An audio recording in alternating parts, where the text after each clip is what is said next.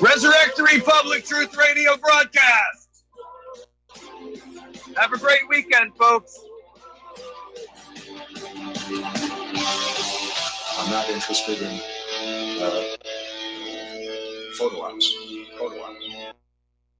Many people write us about their experience with Extendivite. Allow me to read a few from Amazon.com. Dr. Sam Serino reviewed the Extendivite product. Good ingredients, feeling much better since taking product. It seems that the tablets work well. Once again, thank you for your product. My acid reflux has really improved thanks to the Extendivite. Together with my thumb joints, the pain is gone and I'm able to grip things much better. My friend has peripheral arterial disorder and their lower legs were hurting in a red color, but thankfully, there has been a significant improvement. Kind regards, Janice. My husband feels a big difference using Extendivite. Thank you. Tell us your story. Get Extendivite today. Call 1-877-928-8822. That's 1-877-928-8822 or visit heartdrop.com. Extend your life with Extendovite. You're listening to the Republic Broadcasting Network because you can handle the truth.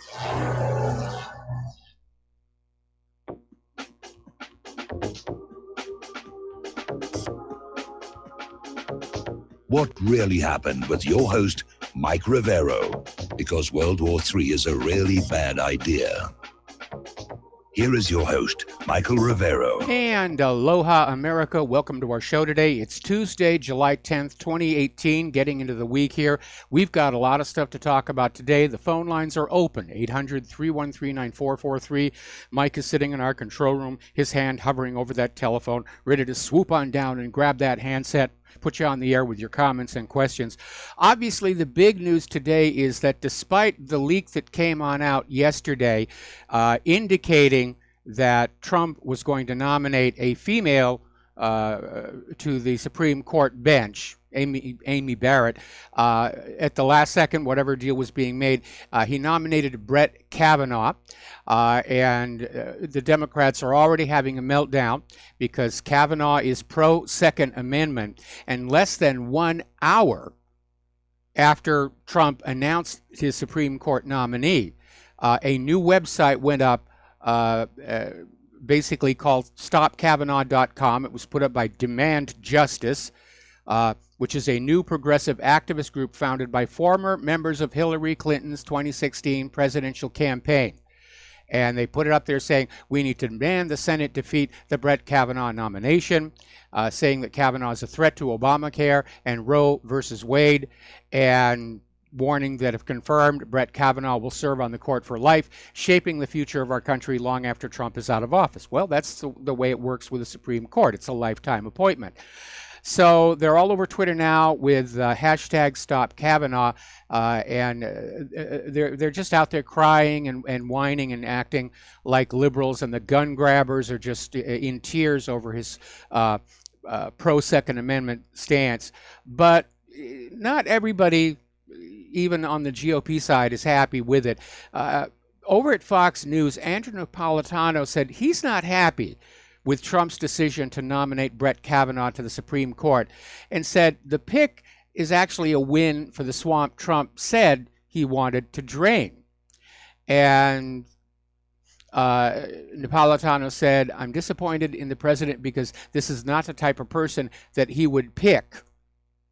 Justice Gorsuch was. And Napolitano basically said that Kavanaugh is the heart and soul of the D.C. establishment, that supposedly the president is opposed again. Down at Freedom Watch, Larry Klayman is also out there saying Kavanaugh is not a true conservative and that Trump should withdraw the nomination. And basically, Larry Klayman is going down Kavanaugh's history of rulings regarding the issues of the internet, in particular net neutrality, and the surveillance state. And Kavanaugh has been very much supporting of unfettered surveillance of the American people using the USA Freedom Act, 9/11, and so forth, and so on. And basically just came on out in favor of mass surveillance and against net neutrality. In fact, he came out with this opinion that net neutrality represented a denial of the First Amendment right to freedom of speech of the major internet service providers. Well, what about our right to freedom of speech? Isn't it on an equal par with these large corporations? Because I've read that Bill of Rights and I've read that First Amendment, and it doesn't say that there's an exception where large corporations have more of a right to freedom of speech than ordinary people. Another article that came on out from commondreams.org saying exactly the same thing, that he is very much opposed. He's a record of hostility to net neutrality and a support for mass surveillance. So not everybody is happy with him. Now, the reason I'm not happy with him is that Brett Kavanaugh was actually put in charge of the Vince Foster investigation when he worked in Ken Starr's office. He was tasked in 1994 with investigating the death of Clinton's deputy counsel, Vince Foster, and, of course, came on out and said, oh, yes, obvious suicide. No question about it whatsoever. So Kavanaugh's stock has definitely lost a few points with me on that one. Now, you need to remember that back in 2017, just about a year ago, June 9th, Representative Pete Olson was being interviewed on a Houston radio station on the Sam Malone Show, and said that he was aware that President Bill Clinton intimidated a government lawyer into not seeking an indictment of Hillary Clinton by telling the lawyer, "We killed Vince Foster." Now, to show you how desperate the Democrats are getting, Keith Ellison is out there saying that maybe it's time to start impeaching Supreme Court justices. And he's out there saying that if the Democrats retake the Senate in November, that they should just start impeaching the conservative Supreme Court justices. Well, there's a couple of problems with that, actually several problems with it. First, the polls right now are showing that the Democrats are likely to lose seats in the midterm elections. Opposing Trump's Supreme Court pick in the red states will probably work against Democrats there as well. But Ellison seems to have forgotten that in order to impeach anybody, you've got to have a crime. And it's the House of Representatives that impeaches the official. Then the Senate votes whether or not to remove them from office. But that's the kind of talk that we're seeing about this. Okay, we're going to do a shout out now to our on-air affiliates rejoining the network. So there may be something else going on here. And this was something that Claire came up with. Because of that earlier leak that indicated Amy Barrett was going to be the nominee. Brett Kavanaugh may be Trump's sacrificial lamb. He's going to throw Kavanaugh out there. He's going to let the Democrats run themselves onto the rocks, getting him defeated, getting him kicked out. Then he's going to come forward with Amy Barrett. It's a distinct possibility, given, again, that earlier leak that indicated Amy was definitely there in the running. Now, interestingly enough, Philip Reins, the longtime senior aide to Hillary Clinton, tweeted out the address of that Richmond, Virginia bookstore whose owner called the police when a woman would not stop harassing Steve Bannon, basically trying to stir the mob yet again. And he's not the only one. The New York Times came out with an editorial basically calling for war against Trump and his supporters. Now, I'm going to read you a direct quote from this editorial so you understand where the New York Times is coming from. This is a quote. "With Republicans controlling the Senate and the judicial filibuster dead, the Democrats' odds of denying President Trump a second Supreme Court appointment are slim. Barring some unforeseen development, the president will lock in a 5-4 conservative majority, shifting the court solidly to the right for a generation. This is all the more reason for Democrats and progressives to take a page from The Godfather and go to the mattresses on this issue. Because this battle is about more than a single seat on the nation's highest court. With public attention focused on all that is at stake with this alignment, this is the moment for Democrats to drive home to voters the crucial role that the judiciary plays in shaping this nation and why the courts should be a key voting concern in every single election. This call to arms may sound overly dramatic. It's not. And it goes on from there. Now, if you remember The Godfather, going to the mattresses was a code word for a mob war. Now, Nancy Pelosi is already back to talking about impeachment if Democrats take back the House in November. But again, she's got nothing to impeach the president with. You can't just impeach him because you don't like him. It doesn't work that way. There has to be a high crime or misdemeanor. And the House can impeach, but then the Senate votes whether or not to remove. That's why Bill Clinton was impeached but not removed from office. The House impeached him and the Senate gave him a free pass. But Pelosi's back out there screaming, impeach, impeach, impeach, and she's got nothing to go with. Trump hasn't done anything. I don't agree with his decisions in a lot of cases. But from where I sit, he has not committed a high crime or misdemeanor, certainly not compared to his predecessors. And we're still seeing that violence out there in the street being encouraged by Democratic leaders, by the corporate media. They want chaos and rioting in the streets of America.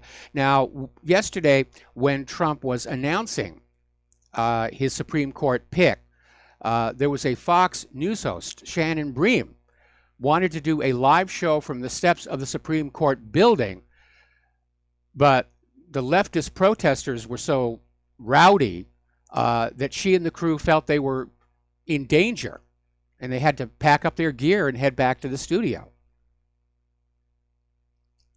And she said, very few times I felt threatened while out in the field. The mood here tonight is very volatile. Now, the Antifa website went ahead and published the home address of a Pittsburgh judge, Jeffrey Manning. And on the 4th of July, Antifa showed up in the neighborhood. Everybody was out having their barbecue and picnic, and they went in and made a ruckus. The police were called, and Antifa refused to leave, even after the police explained. They were frightening the children in the neighborhood. Now, the reason Antifa is targeting Judge Jeffrey Manning is because they feel he gave a light bail to a Pittsburgh police officer who shot and killed a black teenager on June 19. The officer has been charged with criminal homicide and was released on a $250,000 bond, but that wasn't enough for Antifa, and so they put out this judge's address trying to stir the mob against him and his family. Mobocracy. Now, Sarah Sanders has some advice for all of these rowdy protesters confronting administration officials in public. She says, calm down. It's time to simmer down. And she said, I think it would be great if we could all calm down. And a reporter said, is that on both sides? And Sanders said, absolutely. I mean, you're not seeing Republicans out there behaving like this. With all this brown shirt stuff. All right, let's take a phone call. Don in the Philippines, aloha. Welcome to the show. What's on your mind? Hello, Mike. Yes, they're talking about now Pelosi wants to impeach Trump and all this. The Democrats are not going to make any great strides in the next election. No, the Nobody polls have likes turned the against them. Democrats anymore. The Democrats are going to go the way of the Whig Party, which used to be a major party, and now it's totally extinct. I think the Democrats will go extinct. And one reason is because they had some strongholds previously, and these strongholds are evaporating. They had Chicago was one of their strongholds.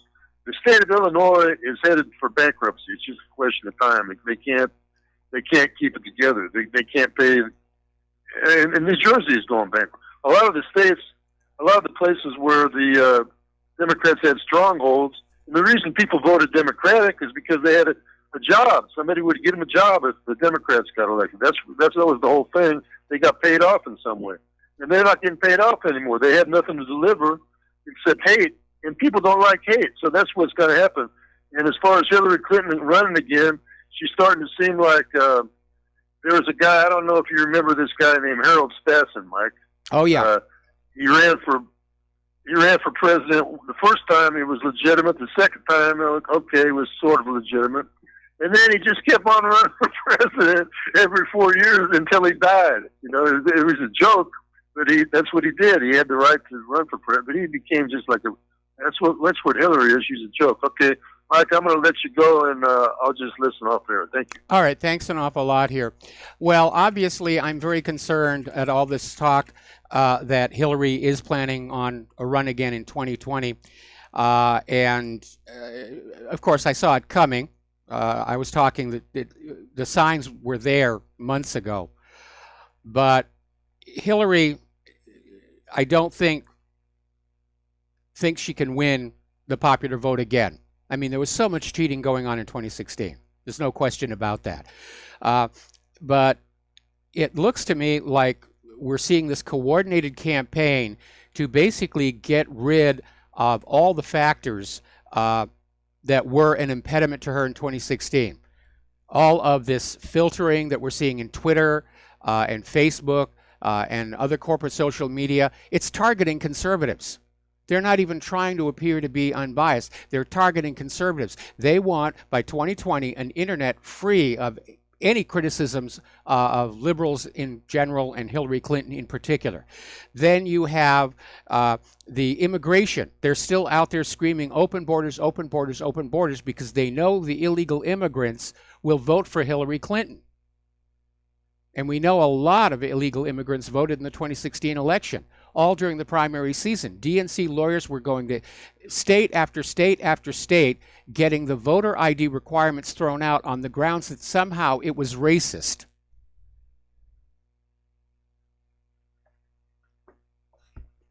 And I think that's probably, we're going to see more of that. I mean, yesterday we were reporting how up in Boston, they're actually considering a law that would allow legal foreign nationals to vote in our elections.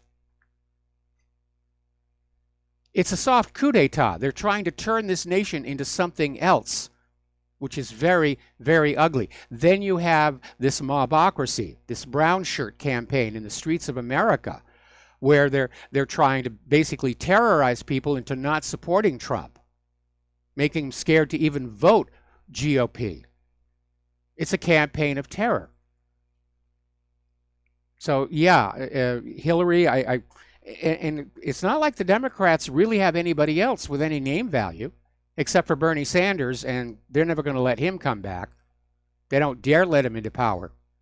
He'd be after revenge at that point, after what they did to him in 2016.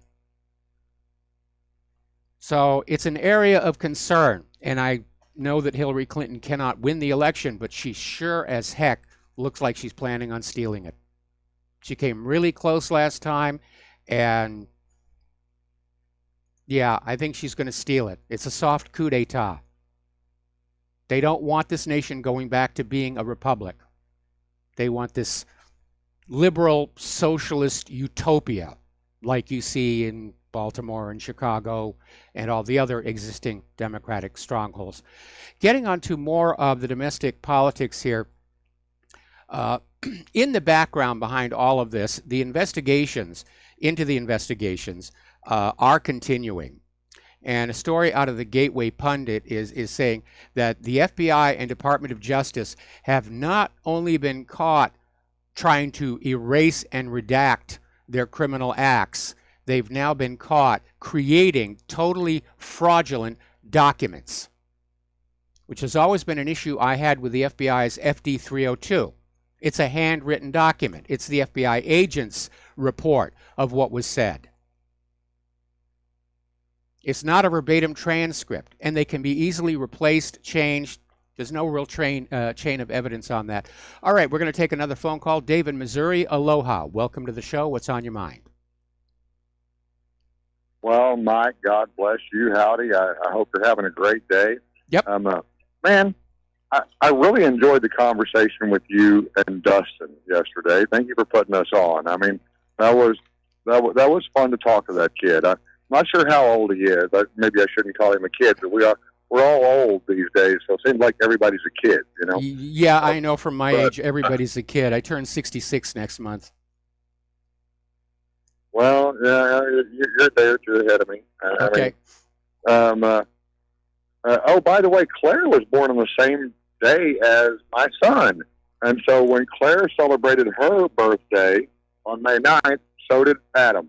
So that was kind of nice. So does my younger brother. My younger brother has that birthday. It's a plot. It's a conspiracy. Yeah, everybody's born in May. I mean, that means the winters were cold, you know? Yes, it's exactly what it means. Winter came early and hard. Dude, can Hillary really run again? Okay, so we had... Okay, Dave, I got to put you on hold. Candidate. I hear the music. Dave, I've got to put you on hold. Don't hang up. I'm coming back to you after these words from our sponsors.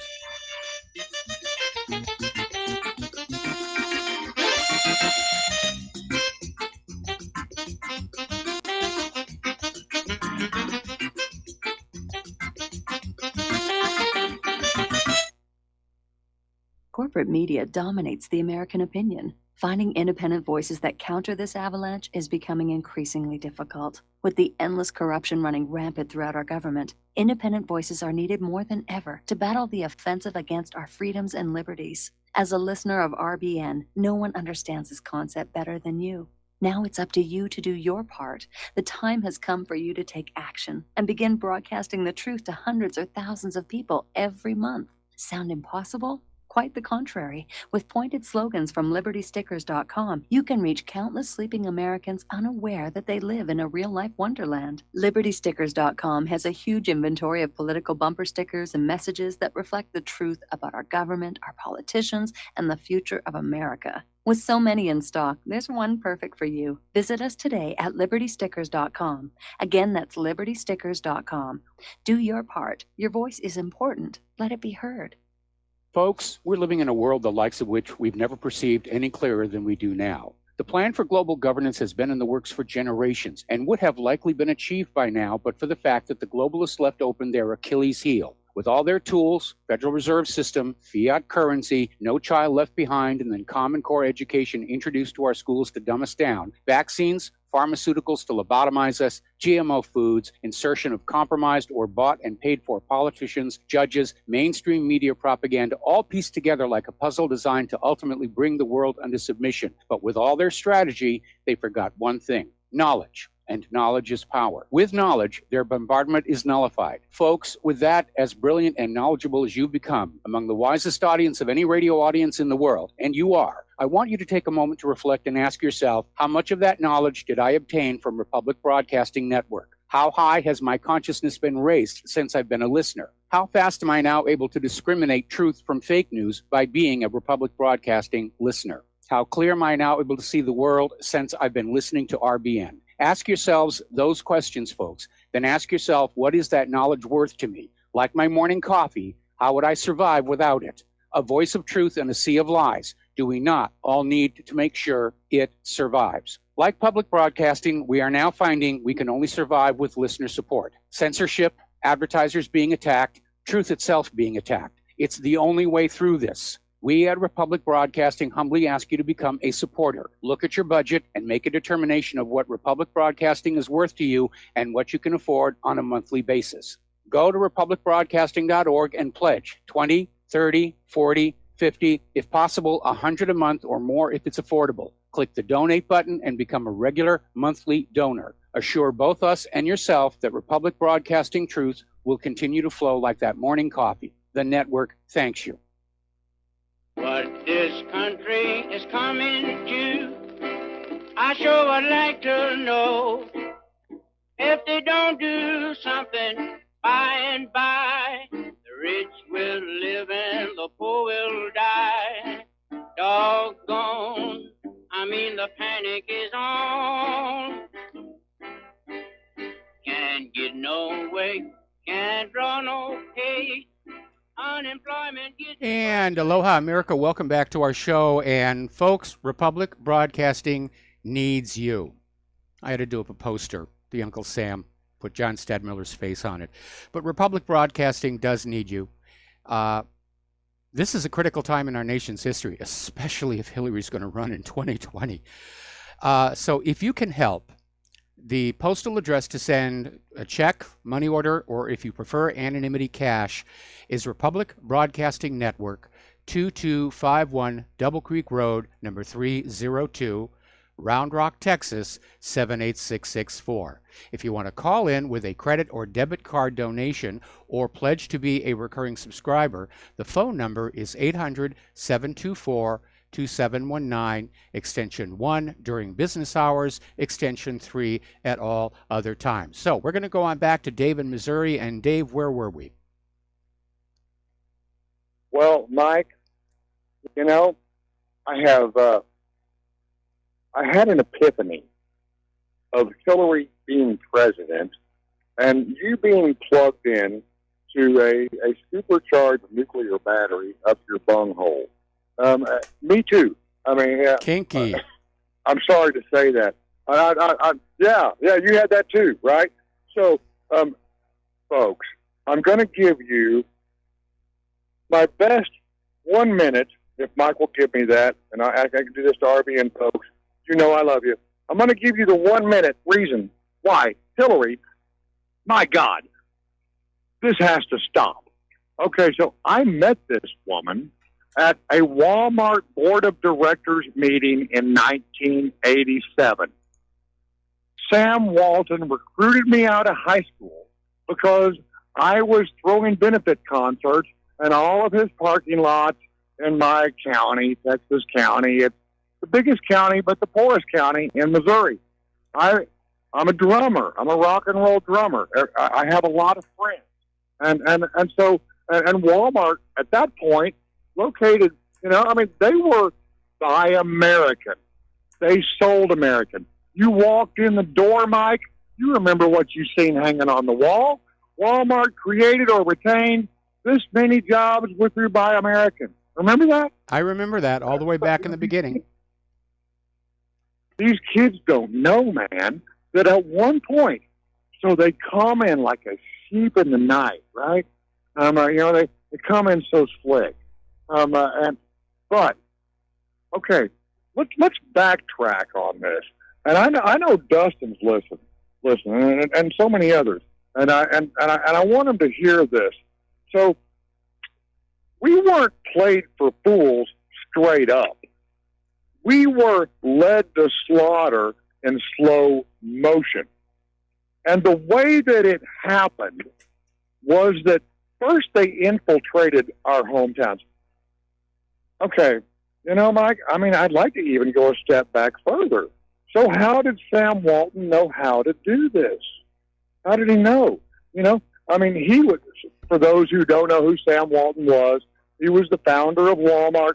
George Sr. pinned the Medal of Freedom around his neck. Can you remember that, Mike? I remember that one. Yeah, around Sam Walton's neck. At the same time, Walmart had created the first overseas buying office of any American retailer.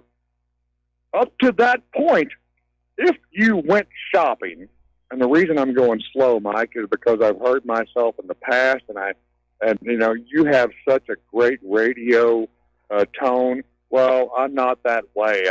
I blast in front of councils and governments, and so radio's different. So I'm slowing down for this because I want people to get it. Well, we've only got about another minute and a half before the next commercial break, so I need you to sum up because we've got another caller on the line. All right, well, let's get to it. So, Walmart had the first overseas buying office. They backdoored American manufacturing by flooding rural markets with we said it looked like made in Taiwan. You peel the label, it was made in China, with inferior slave-made poison plastic junk that broke in the bag on the way home, as much of it does today, which is made for the landfill. They did that. They overtook everything. Then they went into neighborhood markets and went after the grocery stores. I mean, I'm a man who's taken them to the Supreme Court a dozen times and lost every time. Last time in Springfield, Missouri, they hired the former Chief Justice, Mike. The city petitioned to stop them from destroying downtown Springfield, Missouri, but they wouldn't do it. And they wouldn't honor the petition. So we went to the Supreme Court. Walmart hired the former Chief Justice. There are some of us who've been at this so long, and no one knows. So listen, this is the thing. If Hillary, dude, it can't happen. I mean, we had a president stand on the stage during a presidential debate in front of all of us and say, "Girl, you're going to jail," and she's going to run. I hear the music. Yeah, Mike, I love you. I know. You'll finish what I started. All right. Well, thanks an awful lot, Dave. We're going to let you go. We got to take another break for commercials, and we'll be right back.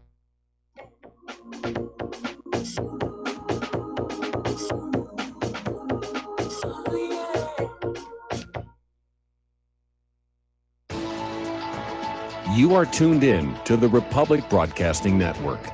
Visit our website by going to republicbroadcasting.org.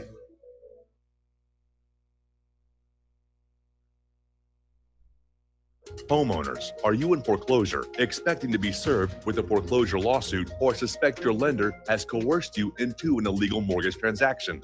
A huge number of mortgages made in the last 10 years have legal issues and are possibly defective. State laws and the U.S. Supreme Court have upheld that defective mortgage documents are grounds for foreclosure defense and for counterclaims in favor of the homeowner. If your mortgage has been sold or assigned since closing the loan, it may be defective and you may be paying the wrong party, and the lender may not have standing or the right to foreclose or collect payments under the law. If you would like to know if your mortgage is legal or not, or know if you are paying the right party, we can help. Our initial consultations are free of charge. We are not attorneys. We are legal researchers and work closely with experienced lawyers who know how to help you find the evidence to help you keep your home. Call toll-free 1-855-2-KEEP-IT. That's 1-855-2-KEEP-IT today. Tired of being lied to by mass media? It's growing more and more apparent today that news is received less and less through standard media outlets. Even with a growing audience every day, RBN is beginning to direct more efforts into social media. Social media and the use of the internet is fast becoming the primary source of people for news, regardless of demographic. RBN has set out to provide some of the best news on the internet through republicbroadcasting.org, and also has begun to use the tools to our advantage by way of social media. Republic Broadcasting is now operating a Facebook page to function as yet another avenue to have our collective voice reach new audiences across not only America, but across the globe as well. The Facebook page features not only news, but also an RBN player to listen to our broadcasts. Get involved by visiting facebook.com/Republic Broadcasting and liking our page and share it with your friends and family, because you can handle the truth. Without the right accessories, any guy can be off the mark. Whether you've invested thousands in your arsenal or you own a single trusted firearm, a visit to AROutfitting.com is in order. It's one of the finest online selections of tactical optics and AR parts and add-ons, like EOTech, quick target acquisition with no peripheral loss. Browse the full range of Nikon scopes and binoculars. AROutfitting.com can illuminate your world with Streamlight gun-mounted lights from keychain to large handhelds up to 1,100 lumens. Find some stability with Battenfield tactical bipods. AirOutfitting.com has CMMG gun parts, barrels, assemblies, handguards, part kits, and more. Plus mag-full clips and magazines. I know I've got you excited, so take a breath. Head to AirOutfitting.com. The site's super easy to navigate and features a ton of technical info, including links to manuals. We also welcome vendor and manufacturer inquiries. Remember, if you don't see it, we can get it at AirOutfitting.com. If you got the money, honey, we got the bombs. We'll plant 'em anywhere you like and blow up anyone. Whip this world into a frenzy, killing babies, dads, and moms. If you got the money, honey, we got the bombs. If you got the money, well, we won't say we did. And aloha, America. Welcome back to the show here. And responding briefly to Dave in Missouri, yes, that transition from using domestically produced goods to massive importing, first of all, it was powered by the arrival of the large container ships, and it was a corporate decision to maximize profitability. Now, as far as the issue about where the product was made in, and you peel back the sticker and it says made in Taiwan or China, basically this gets back to the issue that China sees Taiwan as part of itself, whereas Taiwan sees itself as its own sovereign nation. That's been an issue for decades and decades. And there was a time back about the period we're talking about where importers that were importing from both Taiwan and China were pressured by China to replace the made in sticker. So it either said made in China or made in Taiwan, comma, China. And that's where that confusion would come in. It wasn't an attempt to deceive people about where the product was being made here. And again, both Taiwan and China, they can make quality products if that's what the importers want. If the importers want cheap junk, they're happy to make that as well. Let's go back to the phones here to Steve Elkins. Aloha, welcome to the show. What's on your mind? Well, Michael, since you mentioned yesterday on your show about the two agents that had information about the murder, the assassination of Seth Rich, I was just looking into that. I guess Gateway Pundit, I'm sure there's several others out there that are talking about the story. The DEA and the ATF, do you think this is credible? Which party being credible? That it was assassinated because he was the DNC leak? Well, Absolutely. No, you know that happened, but I'm talking about the two witnesses yet. And do you think this is a credible story that these two people actually exist, or do you think this is something else going on here? Well, I want to wait until we can actually see the press conference. I do know that the gentleman who's been investigating this case, he's under intense pressure to stop, even from Seth Rich's family. And the police want you to accept this ridiculous story that Seth Rich was shot in the streets to rob him, and yet nobody took his wallet, his watch, or his cell phone. And apparently he was also wearing a very nice piece of jewelry around his neck that would have gone for a hefty price as well. And then we're finding out that Seth Rich was actually still alive when he got to the hospital, yet no emergency medical procedures were done on him. Yeah, this was a hit. Yeah, I talked about that a while back. I pointed out all the flaws in the whole ICU trip thing. I don't know. I'm just wondering what's going to happen here, and I really, truly hope that, this is true. I hope something happens here, because this was definitely a hit. Another question real quick here. I noticed that, Snowden kind of dropped off the radar. I know they're still going after Julian Assange and, of course, the Ecuadorian embassy and everything, and cutting off his internet and this and that, but it seems that Edward Snowden has kind of dropped off the radar. I guess they're not after him anymore, huh? Well, I think maybe Edward Snowden may have gotten tired of all the notoriety, and he's just sort of going to fade away. But unlike Julian Assange, who still has WikiLeaks, Edward Snowden has already leaked everything he can leak. He's got no more to share. Well, I tell you, I'd like to see Trump pardon him, but I don't think he's had some pretty rough talk against Snowden, so I doubt that'll ever happen. But there's a man that definitely needs to be pardoned. Come back. I would agree with you on that one. Mostly, living in a foreign country the way he does pose a security risk in that he could be persuaded to reveal more about what he knows to NSA, to foreign governments. So I would say, just as a practical matter, pardon him, get him to come back here to the United States, and let him live someplace where you're not going to have a lot of foreign agents running around. I agree. Hey, thanks, Mike. Appreciate it. All right, thanks an awful lot. We're going to let you go. The phone lines are open. So getting on back to that story we were talking about earlier in the hour about how both the Department of Justice and the Federal Bureau of Investigation have been caught not only redacting and erasing evidence of their crimes, they've been caught outright faking new documents. And so that leads to an inevitable question. This is coming out of the Daily Caller. Did U.S. intelligence agencies collude with Clinton to influence the 2016 election?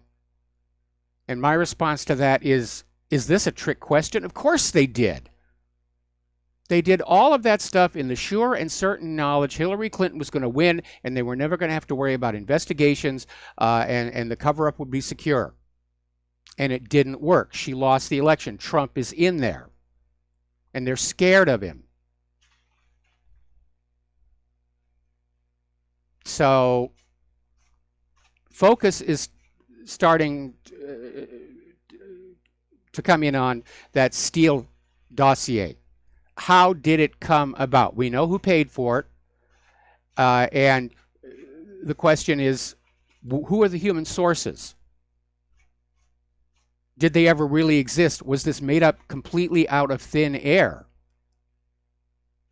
And Congress is trying to pursue these questions, and they're being fought tooth and nail by the Department of Justice and the FBI, whose present and former officials are in serious jeopardy. Any official who knowingly presented a materially false FISA application for a warrant or extension of warrants is guilty of, at the very least, obstruction of justice under Title 18, Section 1505.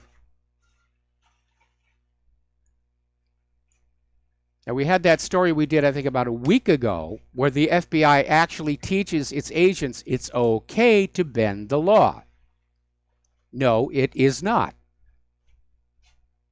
Not in a nation of laws. And so, again, the investigations are still ongoing. They're being obstructed and stonewalled, certainly by Rod Rosenstein, by Jeff Sessions.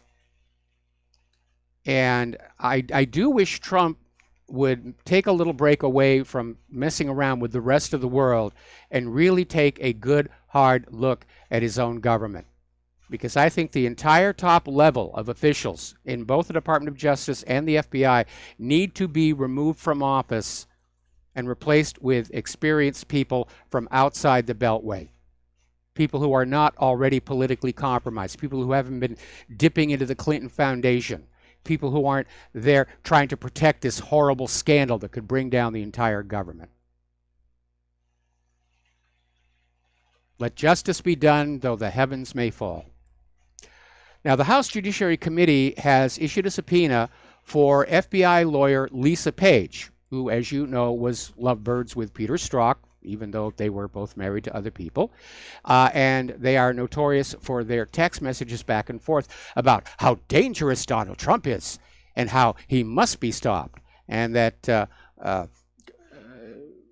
Peter Strzok message saying, "We will stop him," which is not the job of the FBI normally. But they're saying it's not clear if Lisa Page will actually show up. She could stand them up as well. Now, getting on back to what Steve was talking about, it's not two witnesses, it's just one. It's two killers. And Jack Berkman is this Washington-based attorney and lobbyist, and he's been working with a private investigative team to try and solve the Seth Rich murder mystery. And apparently they found a credible witness who will identify two men that they think murdered Seth Rich. And there's supposed to be a press conference sometime today, imminently. But again, I want to wait and hear what comes out of the press conference. And I'll make a prediction here right now. There won't be anybody from the corporate media show up.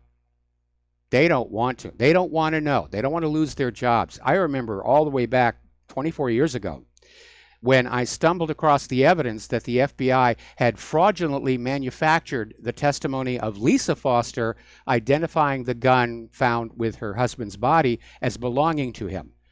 It's a big story, big expose. And I took it to friends I had in the network newsrooms because I was working at the networks off and on. And it was always the same reaction. We can't talk about that. We can't go near that. We'll lose our jobs. And that was my moment of awakening when I began to realize that this country is nothing at all like we are taught it is in school. All right, so let's get into the war zones because Here a war, there a war, everywhere a war. Over in Syria, government forces have liberated all border points south of Daraa. They're just moving right along. Meanwhile, Russian-backed negotiations between Damascus and the militants are continuing. However, some militant groups are still refusing to surrender, and they are being threatened with military action, which they're not really prepared to deal with. So this is really just about over. Now, I know we've talked about this next one, but I really feel this begs repetition here again. The Organization for the Prohibition of Chemical Weapons has issued an interim report of their investigation into the suspected chemical attack in Douma, which Donald Trump cited as justification to launch this massive attack into Syria. And the Organization for the Prohibition of Chemical Weapons is saying there are no traces of any nerve agents. They couldn't find anything at all. And if you remember back when this happened, the doctors at the hospital, who were not wearing any chemical weapons protective gear, kept saying, no, these people are being treated for dust inhalation from an exploded building. But the white helmets ran on in there with their camcorders and buckets of water and inhalers and shot a video, edited it, and said, see, nerve agent, nerve agent, nerve agent, and the missiles were launched. And the question I think we need to keep in mind is, was Donald Trump lied to by his own subordinates to get that missile attack? Or did he know it was a fake right from the beginning? And knowing the answer to that question is going to reveal a lot about Donald Trump and what's going on inside the White House. All right, let's take a phone call. Dustin in New Jersey, aloha. Welcome to the show. What's on your mind? Yeah, Mike, I wanted to talk about that, but with Seth Rich, the coincidence is, you know, he got killed right after he leaked the information to the ambassador. So, I mean, obviously they knocked him off. I mean, it's just too coincidental that he got killed coming out, you know, going to work early in the morning at 4 in the morning or whatever. You know, of all people in that whole area, he gets killed, right? And they didn't take nothing. So that just leads you to assume that he was killed. And of course, right? the it was leaks, no robbery. The leaks to WikiLeaks stopped as soon as Seth Rich was dead. And as I was telling one of the other callers yesterday, Hillary was notorious for spying on her own people, her own campaign staff, and bugging their laptops and just all kinds of stuff like that. She's a paranoid lady. Do you think she laughed? We came, we saw, he died, he, like she did with Gaddafi? Maybe. I mean, the Clintons are both clearly sociopathic. They have no empathy whatsoever. And if you look at the long list of dead bodies that have piled up around the Clintons, it's certainly not something they seem to regret doing here. Oh, by the way, there's a bogus story floating around that this couple who got killed when their house exploded from a brand new appliance were about to testify against the Clintons. That latter part of the story is fake news. Okay, so anyway. And Mike, on Trump it was a fraud. The whole Assad gassing anybody, it's a lie. Everything's a lie. Iraq was a lie. But you realize, I mean, if Trump knew it was a lie and he launched those missiles at those abandoned buildings, there's an apartment complex like right next door to the abandoned. What happens if one of the cruise missiles went into the apartment complex with people in it? That's what I mean. Like, he shouldn't have done it at all. Well, you know? it was knowing that there was no sarin gas attack, it was an unprovoked act of war. And wasn't it Warren Buffett and some Republican and a lot of other business people that weren't they shareholders in that cancer research facility? I believe. I remember reading there were like a group of people who were invested in it, and I know Warren Buffett might have been one of them, and one or two Republican senators. So that was odd, I thought, right? It's very odd. I don't know when that.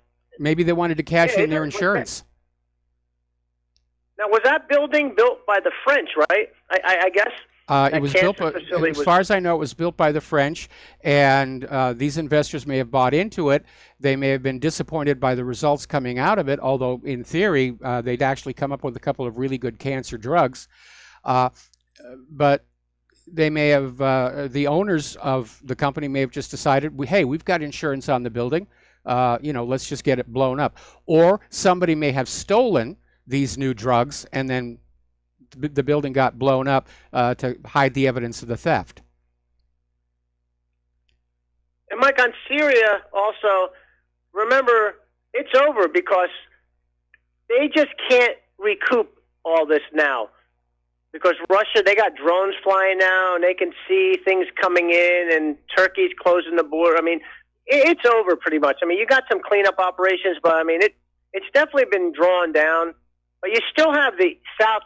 The East to contend with, but probably the U.S. is going to get out of there because the Kurds are flipping over to Assad now. Yes, they are, and they're going to work together to get Turkey out of the area.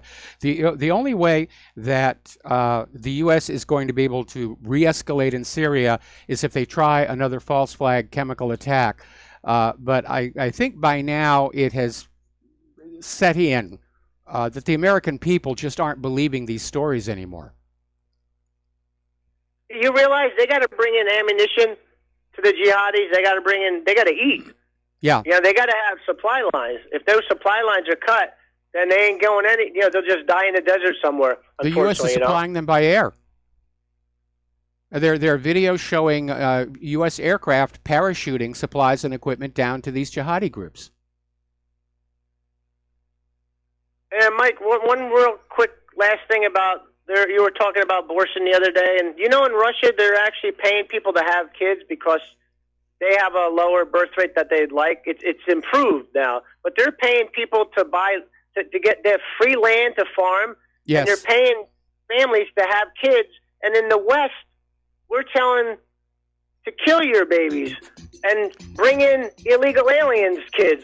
Yeah, I know. Isn't that weird? Anyway, Dustin, thank you for the call. We got to take a break for commercials. We'll be right back.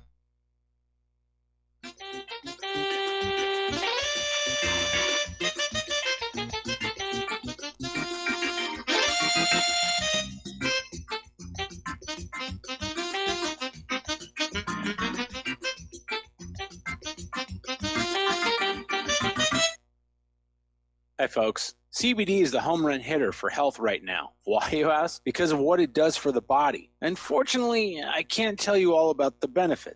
There's reasons. Do your due diligence and log on to ancientlifeoil.com. That's ancientlifeoil.com. Ancient Life Oil uses organic ingredients and is blended in coconut oil for some of the best benefits. Legal in 50 states and non-psychoactive. Log on to ancientlifeoil.com. That's ancientlifeoil.com.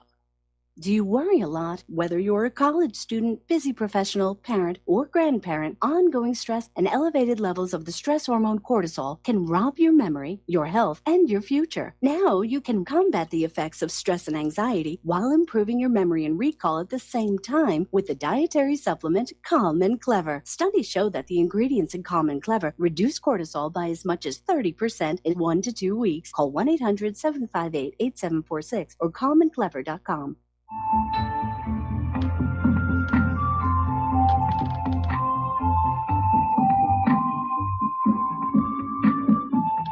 Do you know there is an ongoing war right here in America?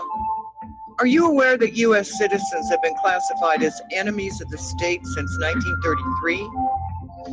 Have you recognized that our entire government is really a vast network of interlocking corporations engaged in commerce? Look up Title 28, Section 3002. Tune in to In Defense of Humanity on Saturday nights at 7 p.m. Central Time. Find out what's really going on and learn how to protect yourself and your family as flesh and blood men and women living in a corporate reality.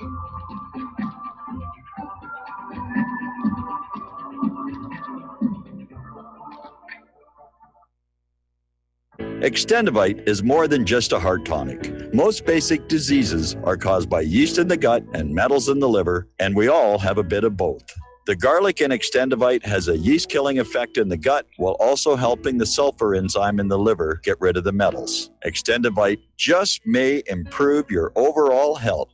Products like Extendivite are the only way we are going to get our society healthy.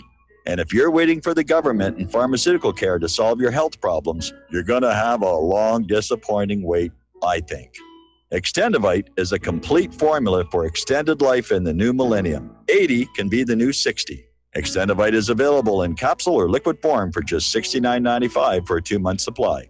To get started, call 1-877-928-8822. That's 1-877-928-8822 or visit heartdrop.com. Extend your life with Extendovite.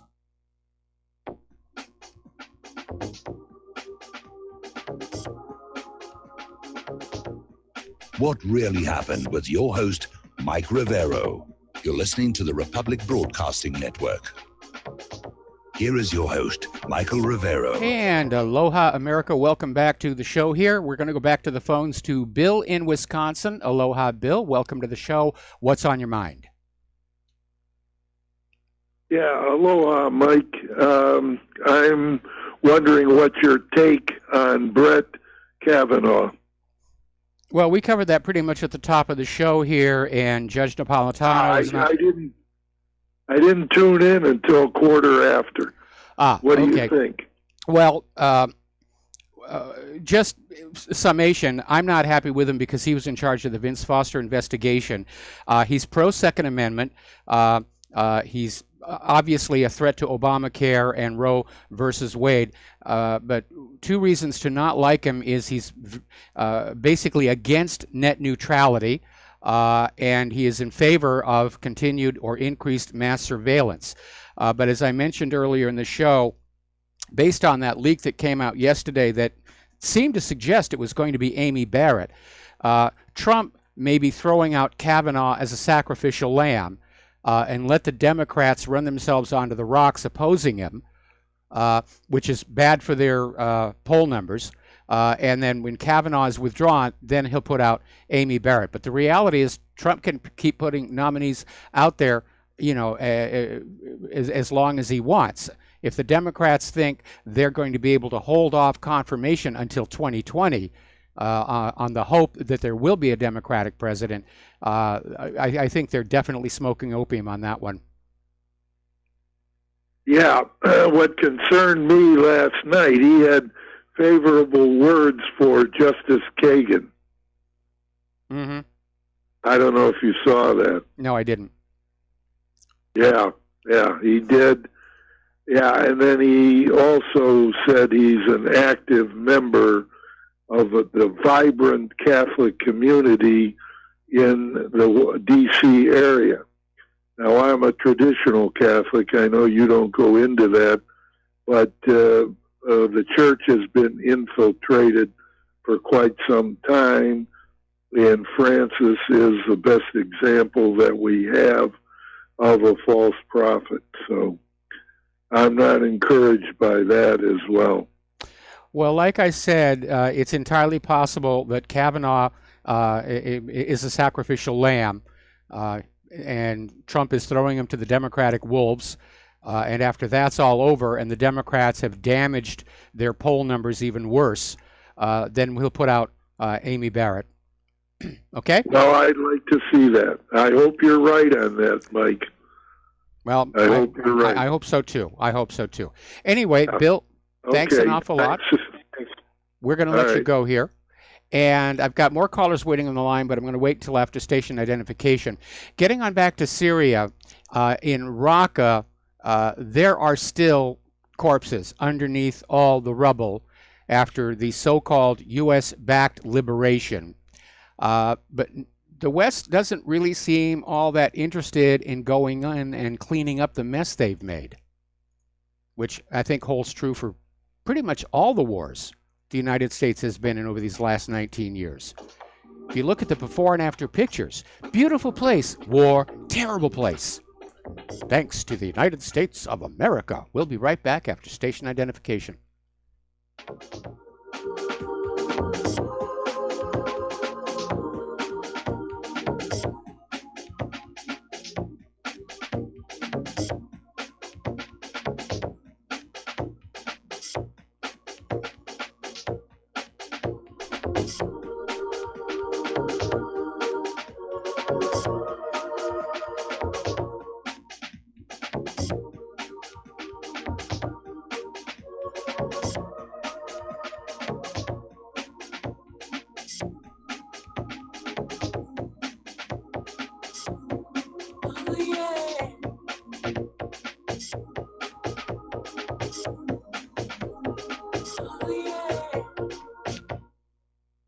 corporate media dominates the American opinion. Finding independent voices that counter this avalanche is becoming increasingly difficult. With the endless corruption running rampant throughout our government, independent voices are needed more than ever to battle the offensive against our freedoms and liberties. As a listener of RBN, no one understands this concept better than you.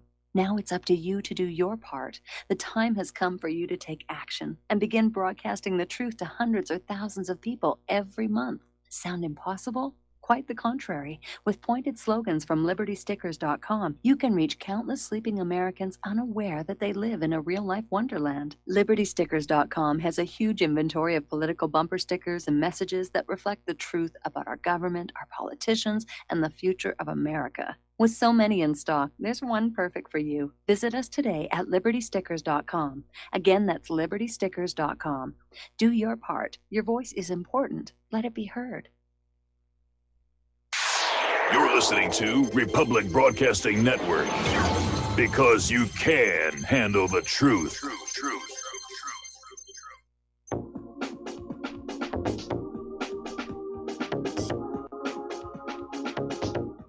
What really happened with your host, Mike Rivero. You're listening to the Republic Broadcasting Network, where you'll find out what the Fukushima's going on. And aloha, America. Welcome back to our show, hour number 2. The phone lines are open, 800-313-9443, and we are going to go back to those phones right now. Peter in Los Angeles, aloha. Welcome to the show. What's on your mind? Peter, are you there? Yeah, can you hear me? I can hear you now. Oh, yeah, I was just going to talk a little bit about the weaponization of the intelligence community and how clearly that was done at least under Obama and Clinton, maybe before. But it looks to me, Mike, like they're really running things. That they are the arbiters. They can release and leak things on anybody. They can gin up false dossiers and documents. They can murder people like Seth Rich, and whether or not it was the Clintons, and I think it probably was the Clintons and Obama that did this more than anybody, anyways, getting them into the electoral process. They were subverted, and not just the DOJ and not just the FBI, but also the CIA and the NSA, the State Department. And since they jumped off their reservations, all of them, by going along with this, they simply cannot be. They're institutionally, they have to be aligned against Trump and any public knowledge of what they've done, because if it becomes public knowledge and there's proof there, Congress will have to do something about it, and it puts their very existence at risk. You know? Well, that is really the issue there, and I'm not expecting Congress to do anything. I mean, Congress has basically been abandoning its responsibilities under the Constitution. They've abandoned their authority to decide when and where we go to war, and they're all just about making money and getting reelected. The entire government has become dysfunctional. And I was sharing with Claire just this morning, never in my lifetime have I seen this government so much at war with itself. And the optics are obviously bad to anybody paying attention. Now, within any government history, there's always going to be intrigues and plots and back and forth. But it is always imperative that a calm, serene front be presented to the ruled people so that they think everything is working the way it should be, and they will relax and go back to their farms and fields and factories and pay taxes and pump out future workers and soldiers. But we have a government right now which everybody looking at it says there's something that's gone really wrong. And now with this new call to violence in the streets by the Democrats, that's very unsettling. Well, Mike, you know, Congress themselves, I mean, they've been suborned by this surveillance state, and I mean, you know, if there's 5 or 10 clean people out of 535, maybe their kids aren't, or their wives aren't, or their parents aren't. There's some way to get to them. You know, yes, and it's it seems pretty. The only time that, by the way, that Trump ever gets a consensus of approval is when he bombs the bejesus out of Syria. Then everybody approves. All the people, all the organs of the media, everybody, both sides of the aisle get up and applaud. Other than that, he's under constant attack from somebody. But if I wanted to also jump to one more thing, if I could, I saw on RBN today that.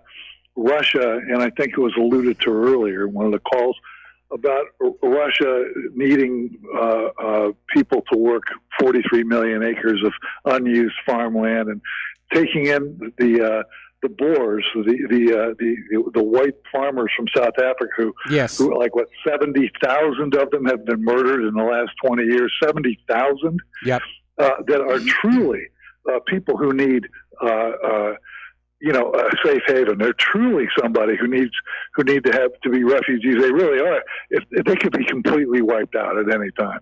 The government has come out about taking their land and lynching them.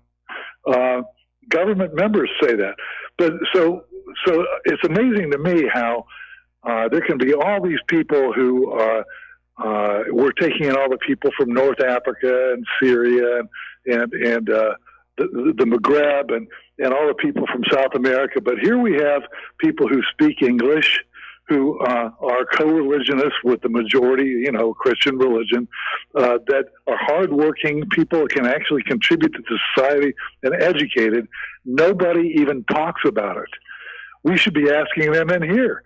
Well, see, that defeats George Soros' purpose. Because the globalists, the reason they're pushing all this migration from the Middle East and Africa into Europe and the United States is to blend all the races together, and bringing more white people to an already white Europe or an already white America doesn't serve that globalist purpose. And that's why nobody's talking about them. Now, Russia, of course, is the largest country on earth, and Putin wants to start developing some of the areas which are still relatively undeveloped, and that's why they've come up with this program. He's basically brought back homesteading, where people who will go on out to these wilderness areas and settle them, colonize them, build communities, will just be given the land for free. Yeah, it's a great idea, but you're absolutely right. But the contrast is stark. People where there really is a humanitarian crisis, when there really isn't just taking in the people who can't make it somewhere else. As a matter of fact, they're the only people who really know how to do anything in South Africa. It was taking people who really know how to do something, who are hardworking, educated, speak English, and because of their race, they're being ignored, and they're not. Nobody. Australia has talked about bringing them in, but that's about it. It isn't even talked about here. It's just the contrast is hugely apparent. Yes, so. It really is. And but again, when you think about what the real purpose of the migration into Europe and the U.S. is really all about, you understand why white English-speaking skilled people from South Africa don't fit in with that plan. And you're right, South Africa is about to go through the same thing Zimbabwe did, because Zimbabwe basically confiscated the white farmers' land. White farmers, white everything, left Zimbabwe, and there went the skill set. And these Zimbabweans who were given these farms didn't know how to work them, because contrary to what you may see on TV and movies, farming is actually hard work, and it requires a fairly extensive knowledge base. And they just drove Zimbabwe off the edge of a cliff, to the point where they were walking around with paper notes in their pockets that said $100 trillion. And after the Zimbabwe economy collapsed, they've come out with a new currency. But it shows just how out of control it can get. And South Africa is about to repeat that same thing. They've fallen into this idea that you can vote yourself, free stuff from the government. But that only works until the government runs out of other people's money. And Mike, look at who are in disfavor with these people, like the Palestinians and the Gazans. Complete disfavor. They're not talked about. Nobody comes to their defense at all. the South Africans, but yet open borders and come one, come all is great for everybody except Israel, and it's great for every refugee except the South Africans and Palestine and Gaza. Yes, it's amazing how they're the only people that are outside looking in. Yeah, it is amazing. And I'll give you another little hypocrisy. This is in response to Kavanaugh's nomination. The very same liberal Democrats who have been selling open borders and screaming about the children being separated, it's for the children, we've got to care for the children, and now they're turning around and saying, we demand our right to kill our own babies. It's just unbelievable. One more thing, Mike. Yep. I'm wondering if it's not a good thing that Hillary's coming back in.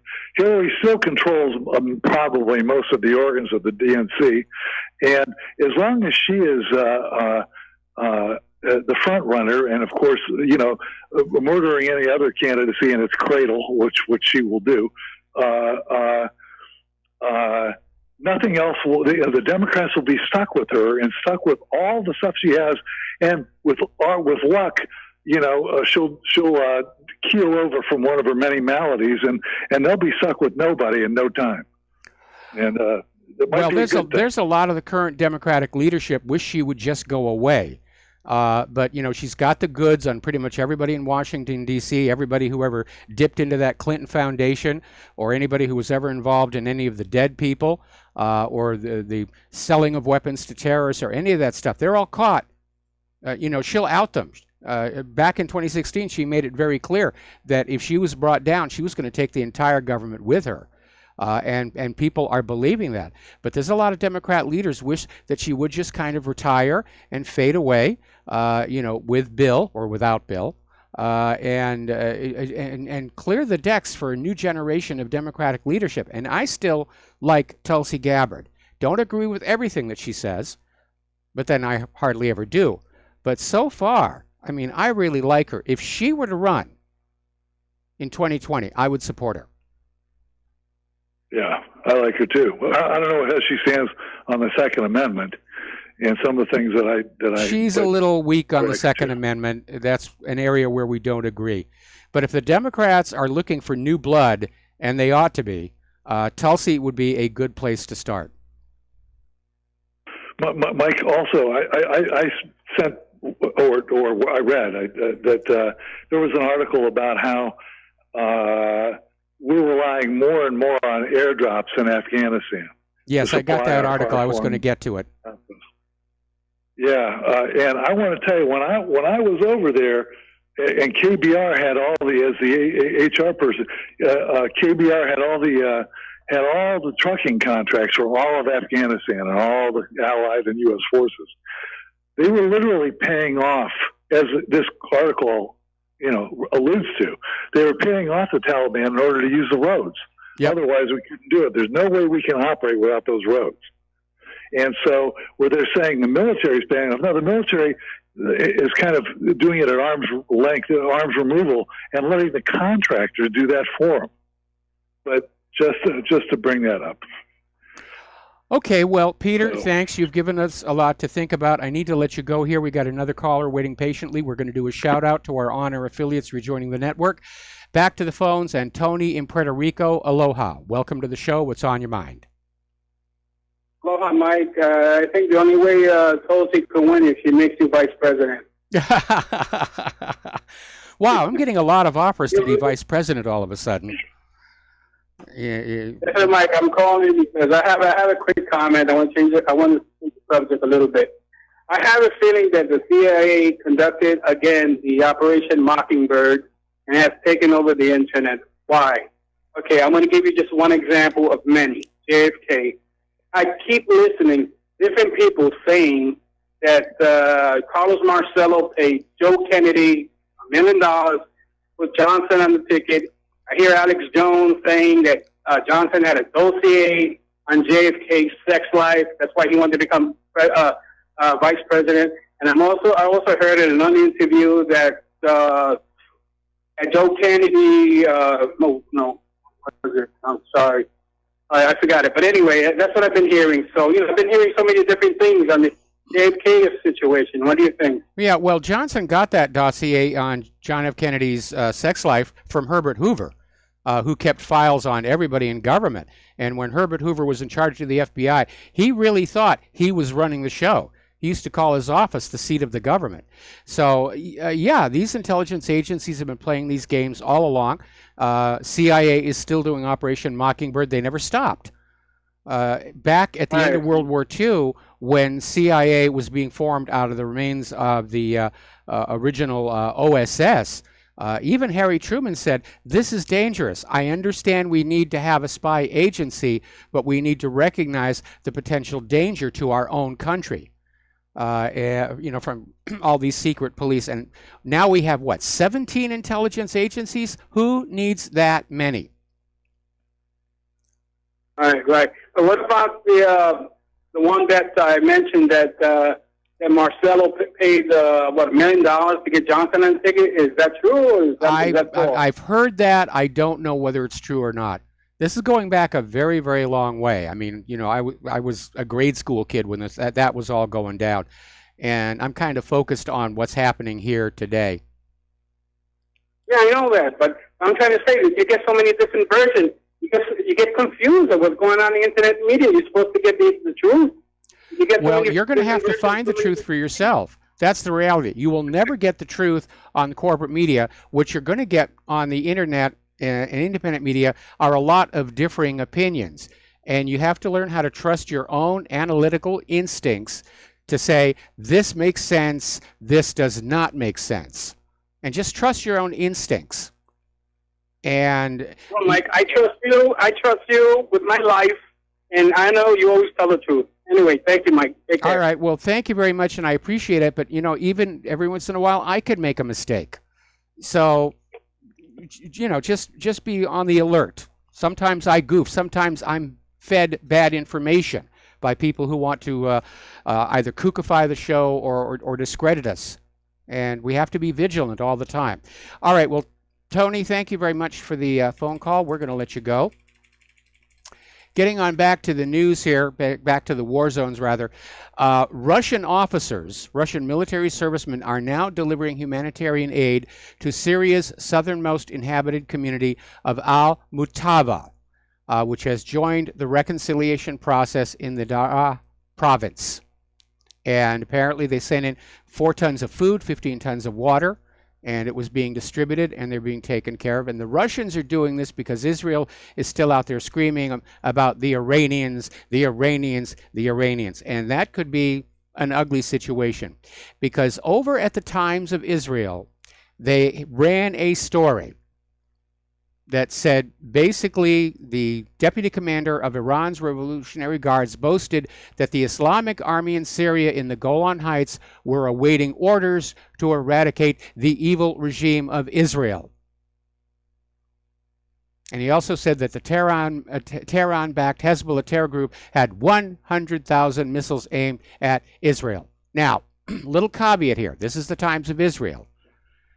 And the story is based on a translation provided by the Middle East Media Research Institute, otherwise known as MEMRI.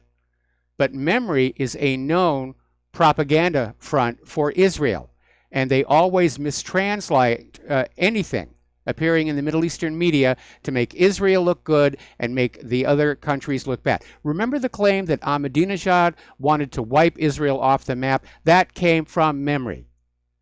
And when people went back to the original source video, people who could actually speak the language, and they said, that's not what he said. It's not even close to what he said.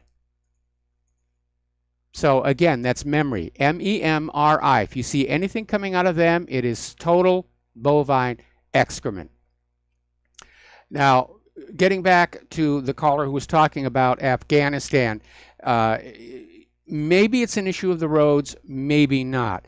But apparently there has been a massive spike in these airdrops, something like 10 times the tonnage of last year.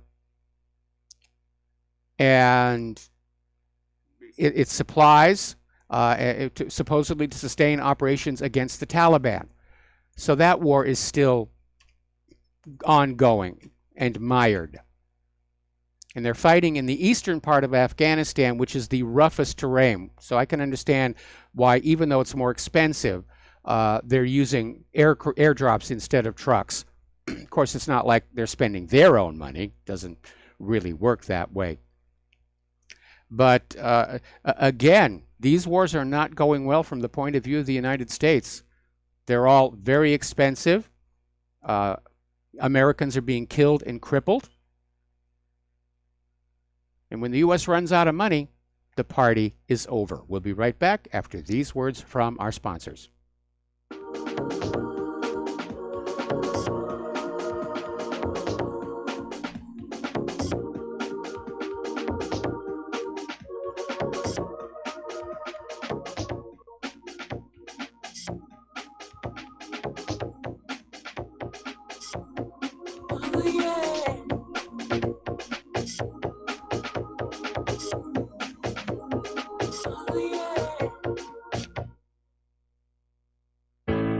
Many people write us about their experience with Extendivite. Allow me to read you a few from Amazon.com. By Mel. Great product. My husband and father-in-law use it regularly. Both my husband and father-in-law have had significant change in their blood pressure and overall health. By Amazon customers. It works for me. Returned to buy the tincture and the capsules as they were on sale during February. Unlike some other products, this one worked for blood pressure and occasional irregular heartbeat. Extendivite produced noticeable results after just 2 bottles, a 4-month supply. I take Extendivite 3 times a day, every day. I think the supplement has helped with my increased fitness regime and to lower my blood pressure. Tell us your story. Get Extendivite today. Call 1-877-928-8822 or visit heartdrop.com. Extend your life with Extendivite. Folks, we're living in a world the likes of which we've never perceived any clearer than we do now. The plan for global governance has been in the works for generations and would have likely been achieved by now, but for the fact that the globalists left open their Achilles heel. With all their tools, Federal Reserve System, fiat currency, no child left behind, and then Common Core education introduced to our schools to dumb us down, vaccines, pharmaceuticals to lobotomize us, GMO foods, insertion of compromised or bought and paid for politicians, judges, mainstream media propaganda, all pieced together like a puzzle designed to ultimately bring the world under submission. But with all their strategy, they forgot one thing: knowledge. And knowledge is power. With knowledge, their bombardment is nullified. Folks, with that, as brilliant and knowledgeable as you've become, among the wisest audience of any radio audience in the world, and you are, I want you to take a moment to reflect and ask yourself, how much of that knowledge did I obtain from Republic Broadcasting Network? How high has my consciousness been raised since I've been a listener? How fast am I now able to discriminate truth from fake news by being a Republic Broadcasting listener? How clear am I now able to see the world since I've been listening to RBN? Ask yourselves those questions, folks. Then ask yourself, what is that knowledge worth to me? Like my morning coffee, how would I survive without it? A voice of truth in a sea of lies. Do we not all need to make sure it survives? Like public broadcasting, we are now finding we can only survive with listener support. Censorship, advertisers being attacked, truth itself being attacked. It's the only way through this. We at Republic Broadcasting humbly ask you to become a supporter. Look at your budget and make a determination of what Republic Broadcasting is worth to you and what you can afford on a monthly basis. Go to republicbroadcasting.org and pledge 20, 30, 40, 50, if possible, 100 a month or more if it's affordable. Click the donate button and become a regular monthly donor. Assure both us and yourself that Republic Broadcasting truth will continue to flow like that morning coffee. The network thanks you.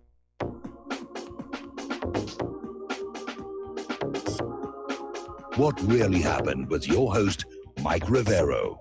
Join Mike on the air. Call toll-free 800-313-9443. 800-313-9443. And aloha, America. Welcome back to our show. Turning now to Israel.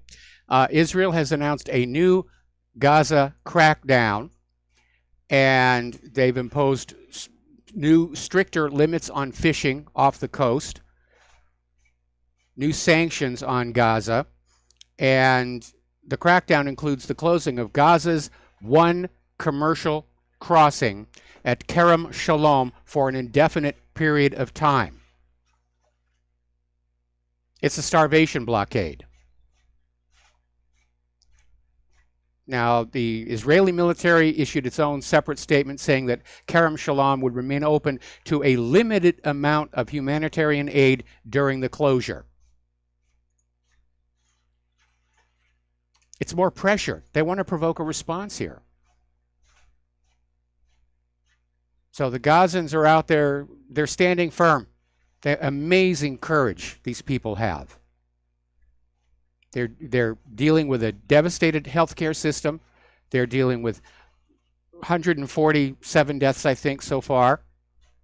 By the way, something surfaced rather interestingly. The very first Palestinian who was killed by an IDF sniper down there by that fence in Gaza wasn't even a protester. He was just walking by. Completely innocent person, not a threat to Israel, not even a protester. They gunned him down. Now, as you know, the latest Freedom Flotilla is on its way, trying to get to Gaza. They won't. We know they won't, but it will make a big splash in the world media. Apparently, the second humanitarian flotilla left earlier today for the Gaza Strip. Now, Israel's Navy has seized a Palestinian boat that tried to depart from a Gaza port. And a total of 11 Palestinians were taking part in the second humanitarian flotilla. Some of them were injured earlier during clashes with the Israeli army. And they're out there saying Gaza is proving to the whole world it does not accept submission despite the continuous blockade. Anyway, Israel's latest technique on Gaza is to spray their agricultural fields with massive amounts of herbicides. Now, in the right dosage, herbicides are supposed to kill just the weeds, but Israel is basically poisoning the crops in the name of security. We can't have all these plants here. We can't see.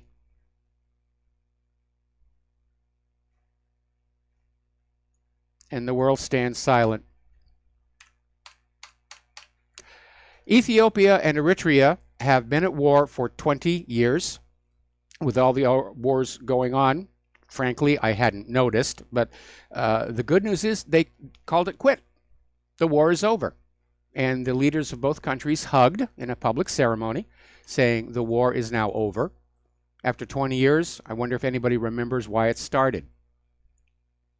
Over in the Koreas, South Korea has now suspended their nationwide civilian defense drills in a show of solidarity that they believe the North Korea talks are going to work.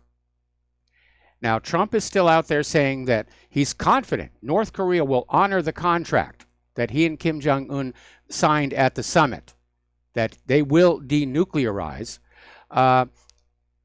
while suggesting that China was exerting pressure on North Korea to not go along. So what's going on here is they're starting to realize there is a distinct possibility this deal is not going to work out, and they're setting China up to take the blame. You know, Donald Trump did the right thing. Those gosh darn Chinese, they came on, they spoiled for everybody. And as I mentioned earlier, there is a bit of an impasse because North Korea has stated right out they're expecting concessions for disarmament. They want to actually receive something in return for coming to the table. They surrender this weapon system, sanctions are relaxed a little bit. They surrender that, sanctions are relaxed a little bit more, which sounds like a fair and reasonable way to de-escalate the situation. But Pompeo is still out there pushing the idea that North Korea has to completely denuclearize, and only then will the sanctions be lifted. Pompeo doesn't understand the Asian concept of face. Or maybe he does. Pompeo didn't want this deal to work out anyway. And maybe this is his way of making sure that it won't. So, a while back, actually back in April 2016, there were these North Korean waitresses who defected to South Korea. Actually, they defected to China. And, well, they came to South Korea 2 days after that, and it was a big media event. These girls were out there. Oh, look at these poor, suffering girls. They hated life in North Korea so much. They risked life and limb to get here. Well, it's turned out that the women have been able to tell their stories, and they're saying they didn't want to come to South Korea, and it appears that they were literally brought to the South against their will by South Korea's intelligence agency to be used for propaganda. So always be careful when somebody says, we have a defector that is telling you how bad things are in the next country that we want to invade. We'll be right back.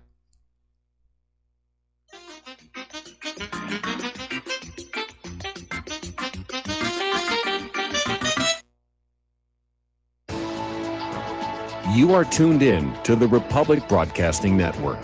Visit our website by going to republicbroadcasting.org.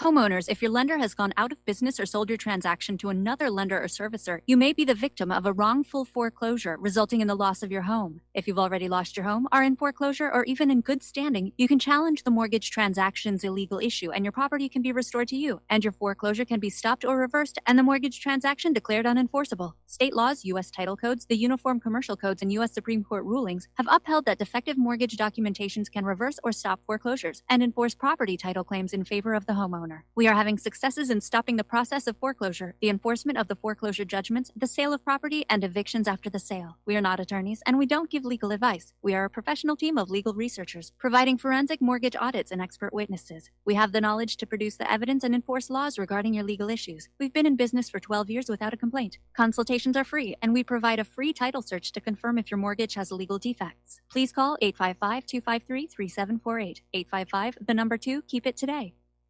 Do you or a loved one suffer migraine headaches? Listen to what scientist Kurt Hendricks has to say. 35 million people in the United States suffer with debilitating migraines. If you or a loved one are one of them, you need to know about MigraLief.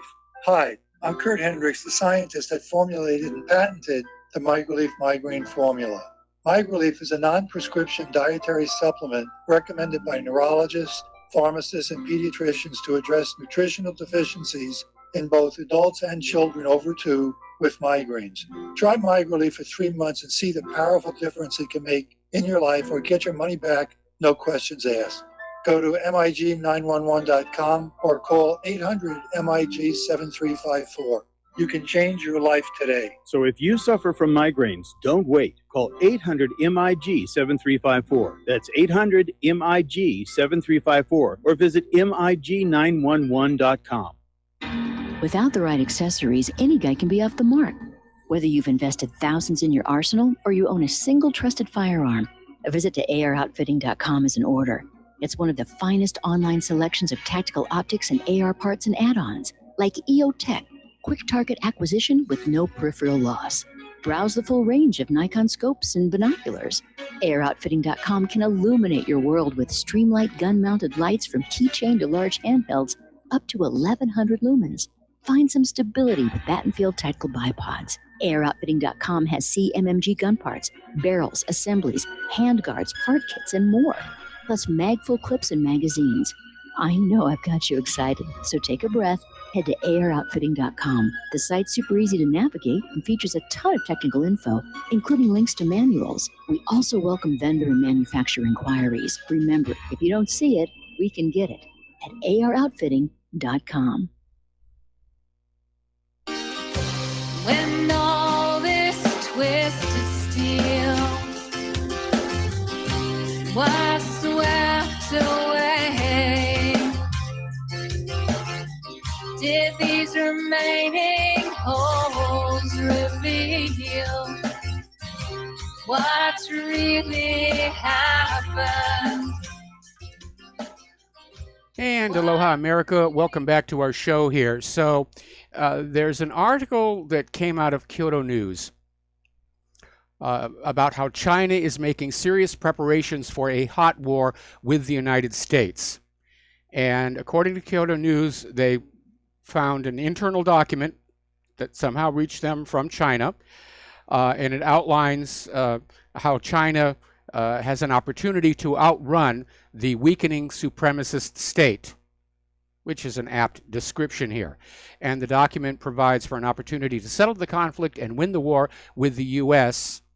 And according to this document, risks of a military confrontation between the United States and China are expected to grow dramatically.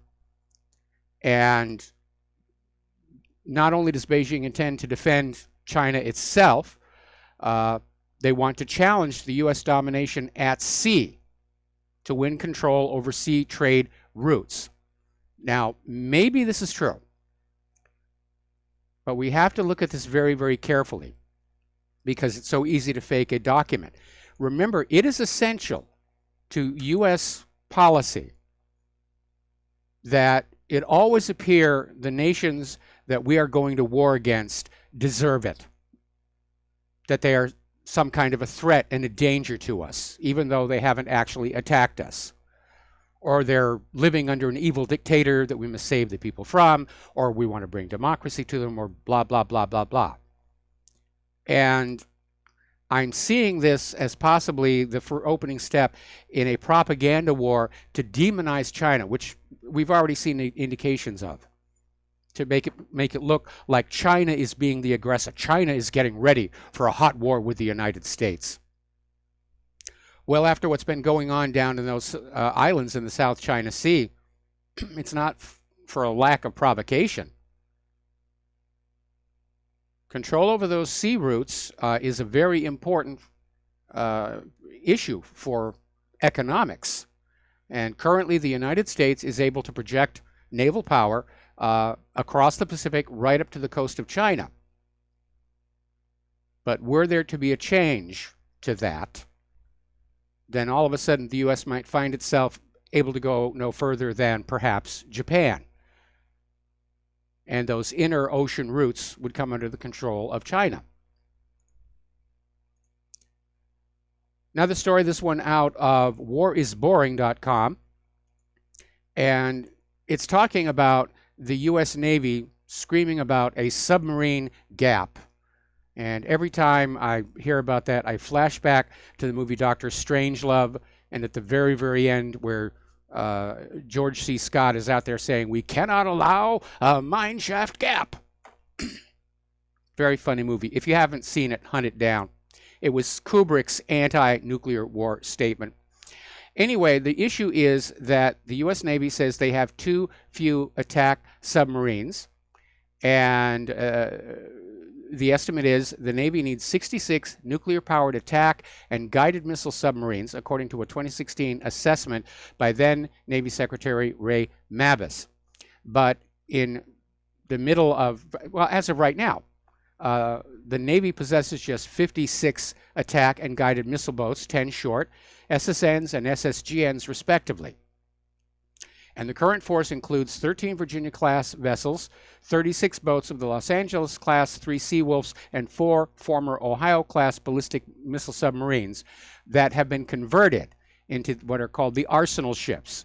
This is where they took the Trident missiles out of those tubes and they put in these launchers that can hold 7 Tomahawk missiles. That is a lot of firepower being carried by these boats. Here is where things are getting a bit dicey. The Los Angeles-class submarines are coming to the end of their useful life. That's 36 of the boats in the fleet. And the Ohio's, even though the center section has been redone for the cruise missiles, the Ohio's are getting very old as well. So where is all that money going that goes into the military budget? It's amazing. Now, one of our callers mentioned this yesterday, I think, but it bears repeating. Russia is getting ready to test the Kinzhal hypersonic aeroballistic missile on the Tupolev Tu-22M3 supersonic bomber.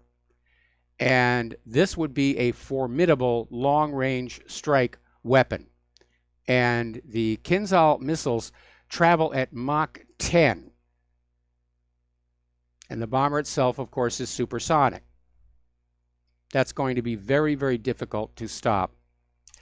All right, so let's talk about the economic news here, because Scott Minerd is over at, well, Scott Minard's out there saying this is not a time to ignore risks and consequences of trade war. And he's saying this rally in stocks may be a last hurrah, because as the impacts of the trade war with China sink in, it is going to go down. Now, yesterday they had a great day on the Dow.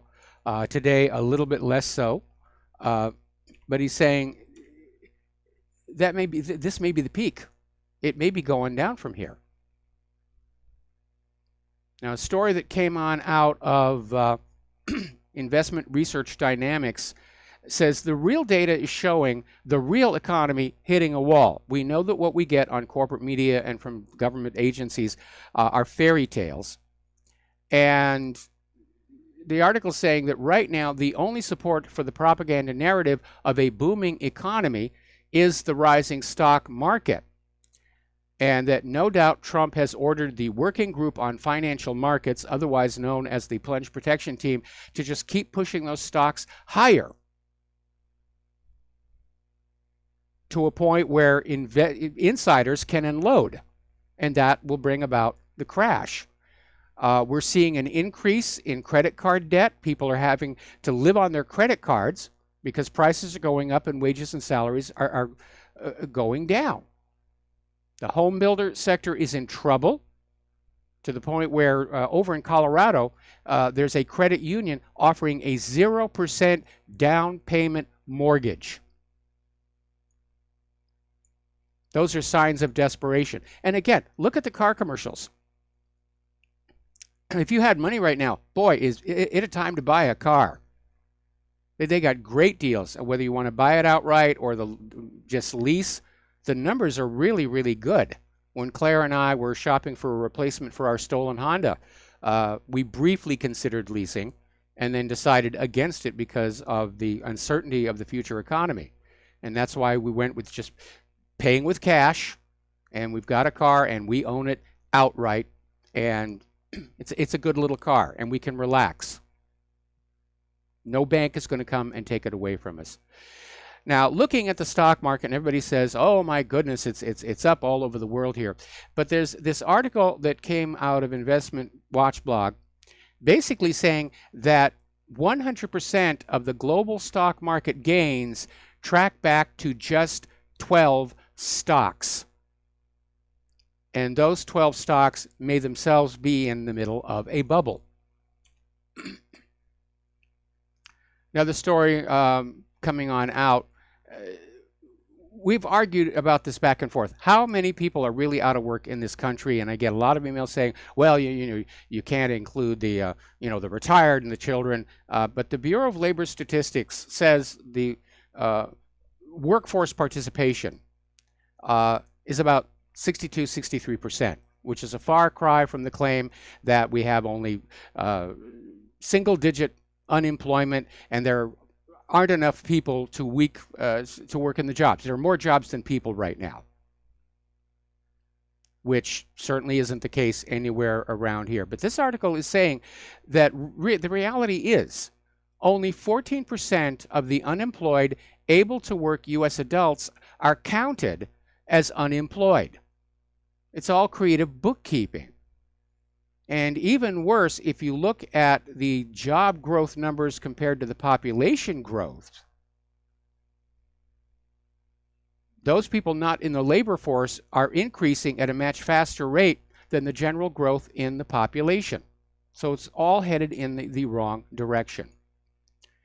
Now, a lot of people are talking about wealth inequality and how it could reach a point where, like the French, we just decide to get out the guillotines. And somebody has actually put out a plan that the rich should be taxed at 50% in order to basically throw the money back into the lower levels of our society to fix income inequality. They're talking about $500 a month to low-income earners, in addition to whatever they're getting from their job. Well, it sounds good in theory. And I like the fact that they're not just giving handouts to the low-income earners. They're still encouraged to work. They're just being given a little bit more money to try and pay their bills. The problem with it, of course, is that the rich have already bought themselves the United States government. They will never, ever let it happen. They're money junkies. They're addicts. It doesn't matter how much they've got to have more. It's a disease. It is a sickness. It's probably the only one that Big Pharma doesn't have some kind of a pill for. And you look at people who own like multiple houses, mansions, worth millions of dollars, and they're always out there trying to grab a little bit more. That is a major source of Earth's problems throughout all of history. That people who get money always want more. And there's a pathology there where the richer people become, the less interested they really are in genuinely helping people underneath them, unless it's for publicity's sake or a tax break here. But there's an interesting little statistic that came on out. Apparently, 70% of wealthy families lose their wealth by the second generation. Only 30% are able to basically keep the dynasty going. But for 70%, there'll be a generation that makes the money, and then the next generation, which grew up in luxury, will probably be frugal about it. By the time you reach the generation after that, they're going to spend like crazy. I was watching this one show, it's called Mysteries of the Museum, and it's a lot of fun. And they had this story about this rags to riches story where this person just generated incredible wealth in their lifetime. And after they passed away, his son basically spent it all in a matter of just a couple of years. Now, the European Union has decided to extend their sanctions on Russia yet again for another 6 months. And they're out there saying, we will show those Russians, how dare they be aggressive, how dare they look good during the World Cup. But as we reported yesterday, people who've been to Russia are saying they're not seeing that the sanctions are really having that much of an effect. The Russian people still doing what the Russian people are doing. Over in Great Britain, the dust has yet to settle from the blow-up over Theresa May's Brexit sellout, and she is still standing firm. Despite the resignations, despite the fury going on in the Tory party, and Theresa May is trying to find more support for her Brexit strategy, which isn't really a Brexit strategy. It's a giveaway to Europe. It's a Brexit in name only.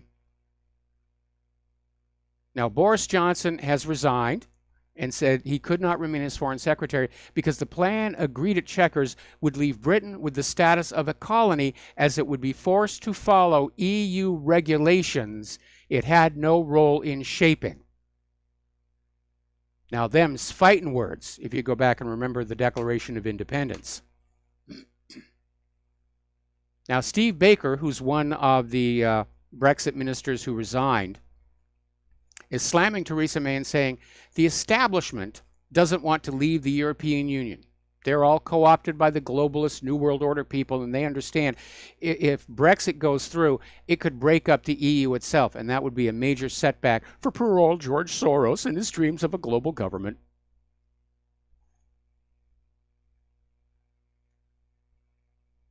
So basically, in an interview with the BBC,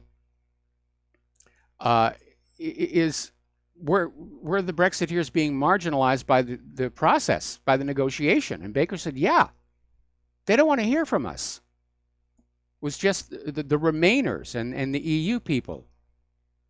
They're still trying to figure out a way where they can get Britain back into the slavery of the European Central Bank and Brussels and somehow bamboozle the British people into thinking that they are free. Now, 2 more Tory party vice chairs are quitting over Theresa May's Brexit strategy. They're falling like flies.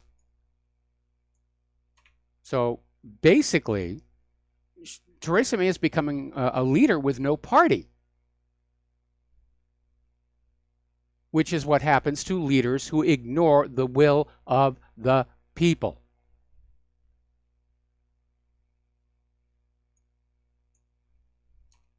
So a few more Tories resign, it's going to start breaking up here. Now, obviously, the Remainers are congratulating Theresa May. Yes, you did a great job here, and we can call it a Brexit, but we're still getting what we want, which is, connection to Europe and open borders and Schengen and the rest of it.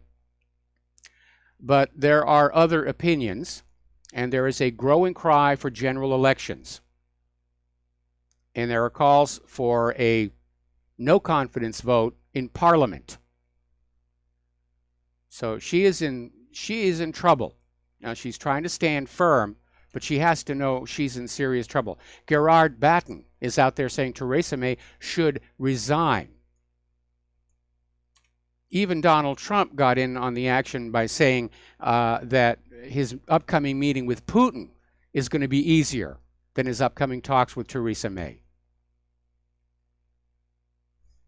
Now, over in Hungary, where, as you know, they passed what's called the Stop Soros law, they're looking around and seeing just how much influence he has. And they're saying he seems to have people everywhere who insist on flooding Europe with migrants from Africa and the Middle East. Soros seems to have people everywhere who want to hold Great Britain in the European Union. And it's all about the money. He's got oodles and oodles of money, and he's not afraid to use it. We're going to take a break for commercials, and we will be right back.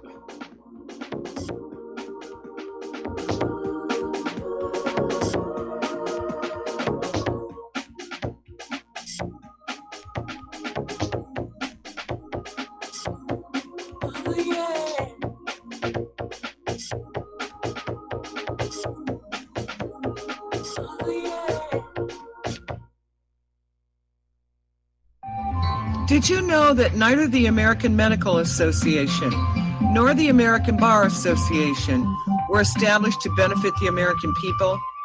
Have you recognized that in our country, healthcare has little to do with health, and that our court system has nothing to do with justice? The priests of both medicine and law have been incentivized to implement a dark agenda on behalf of the Bilderbergers and their ilk. To protect ourselves and our progeny, we need to take a much closer look at how these two giant industries really work. Join me, Al Whitney, on In Defense of Humanity, Saturdays at 7 p.m. Central, as we expose the matrix and learn how not to consent to our own destruction. Extendivite, a 7-herb combination of garlic, cayenne, hawthorn, bilberry, ginkgo biloba, valerian, and milk thistle. Extendivite is designed to strengthen the heart and arteries and help the body heal itself. Doctors are not able to explain the improvements they are seeing in their patients' health who are taking Extendivite. People who once needed more pills are now taking less and getting better.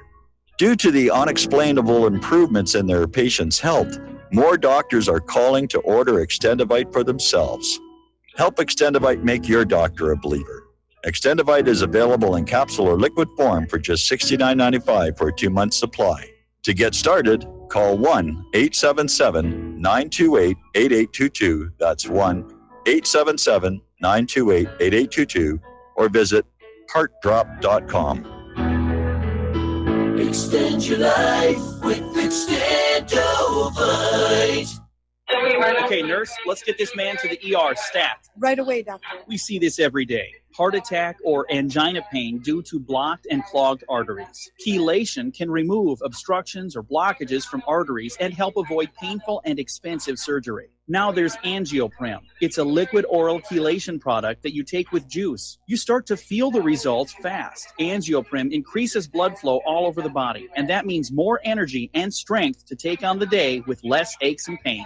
60 years of research has gone into chelation. And Angioprim is the result, a safe and easy way to unblock your veins and arteries from buildup that slow circulation. Paging Dr. Jones. Please report to the emergency room right away. Log on now for a special radio offer from Angioprim. That's angioprim.com/radio.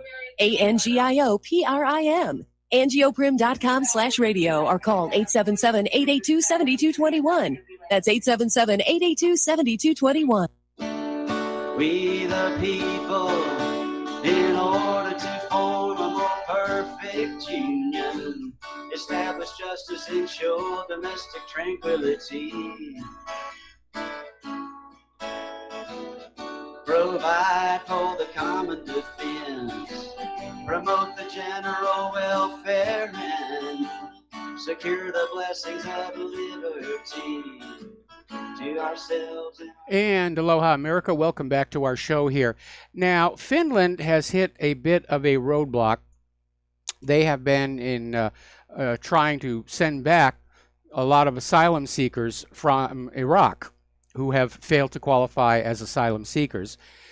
And they hit a bit of a roadblock because they basically put them on an airplane, flew them back to Iraq, at which point Iraq put them on another airplane and sent them back to Helsinki, saying they didn't have the required travel documents. And Iraq is basically saying they will no longer accept rejected asylum seekers who do not willingly want to return to Iraq or who have committed a crime.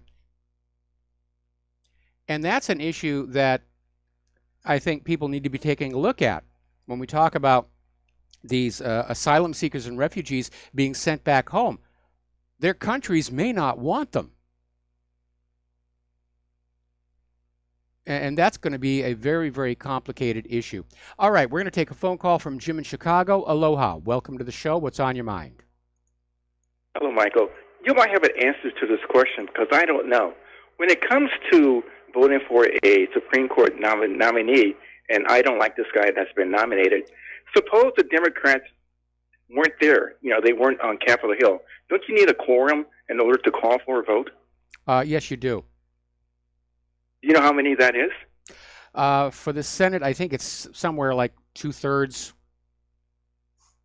Okay, so the Democrats, if they decided to stay home or just boycott Capitol Hill, then wouldn't that delay the nomination? Yeah, it certainly would. But like I said earlier in the show, if the Democrats are thinking they can deny Trump a new Supreme Court justice between now and 2020, they're smoking opium. Mm-hmm. Well, I agree with that because it's not going to happen. So, but I was just curious about that question, and I'm glad you answered it for me. Thank you very much. All right. Well, you're welcome. And you do raise a good issue that the Democrats may just try and sit it on out. And of course, they're only making themselves look worse in the eyes of ordinary Americans. And as I mentioned before, that may be Donald Trump's, or at least his campaign manager's strategy, that they throw out Kavanaugh, they let the Democrats destroy themselves opposing his nomination, then they put out Amy Barrett. So we'll see what happens. Getting on back to Europe and immigration issues.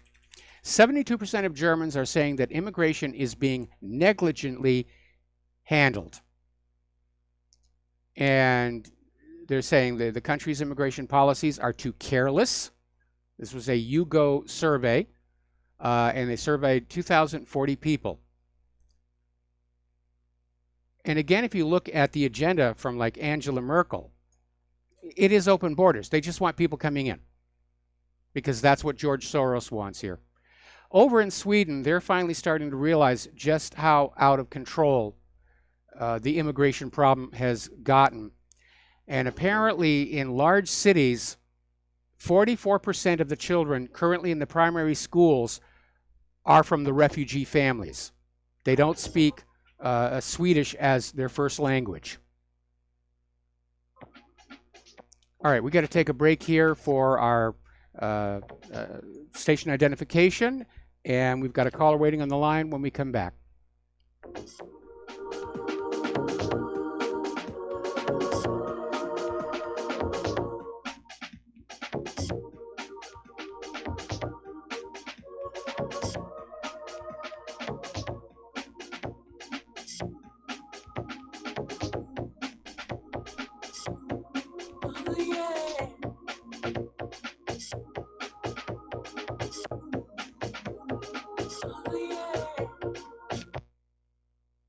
Homeowners, are you in foreclosure, expecting to be served with a foreclosure lawsuit, or suspect your lender has coerced you into an illegal mortgage transaction?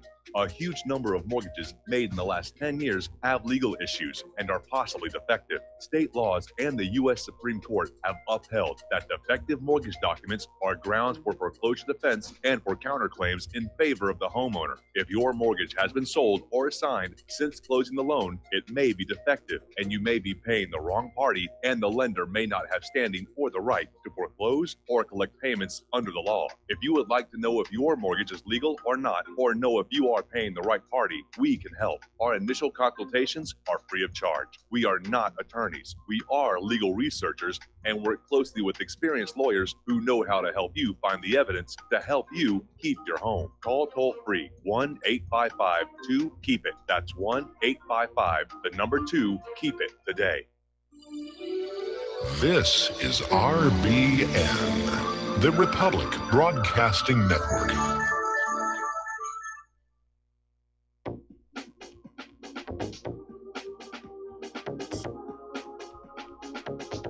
What really happened with your host, Mike Rivero, the history the government hopes you never learn.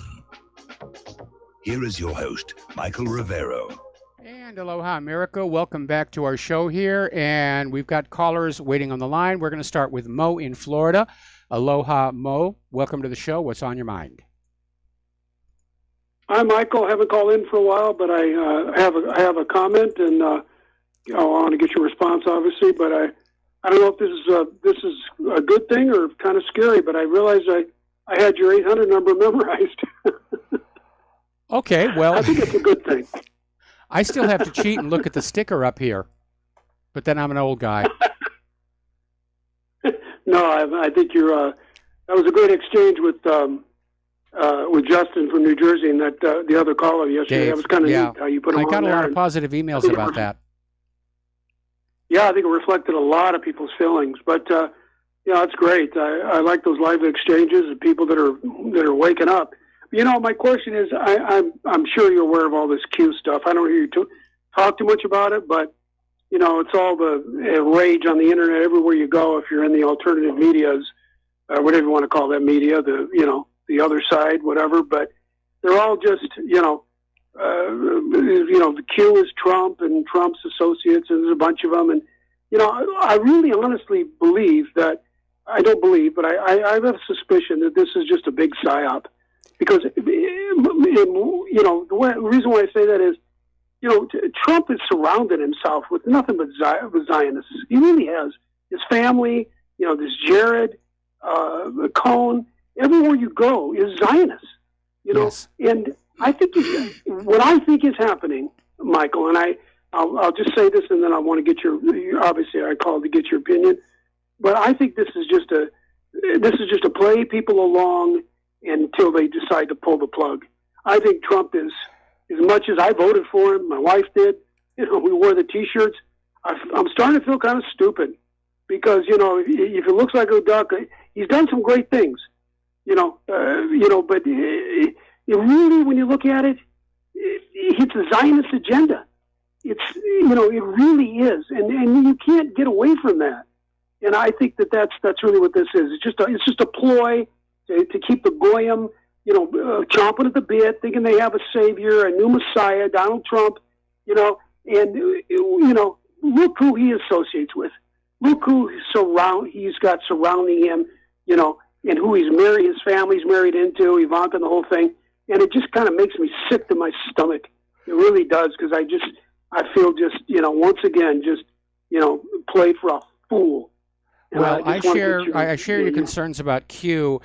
In fact, when I was on the Jim Goddard show the other day, he sent me a video that is a promo of Q and what we're going to do. And it starts out, it's a very well-produced video, good production values, and it starts out with a really nice overview of everything that's gone wrong with this country. Then it veers off into this thing about how we're going to take care of these bad people, we're going to get into their computers, we're going to expose all the dirt, and on and on. And immediately the alarm started sounding. And I agree with you that it appears this whole Q phenomenon is being promoted to get everybody to sit back and wait for a hero, because as kids, we're raised to believe there's a hero coming to save us. It's the Lone Ranger or Batman or the Green Lantern or Flash or any of these other heroes. I mean, look at the movies we get today. It's nothing but remanufactured comic books. And I think it's a psyop to basically get people to stop thinking about taking a more active role in trying to restore the country. And that was my opinion. The second issue, of course, is if you're planning on coming for the elite's computers and everything, you don't broadcast it to the world. Yeah.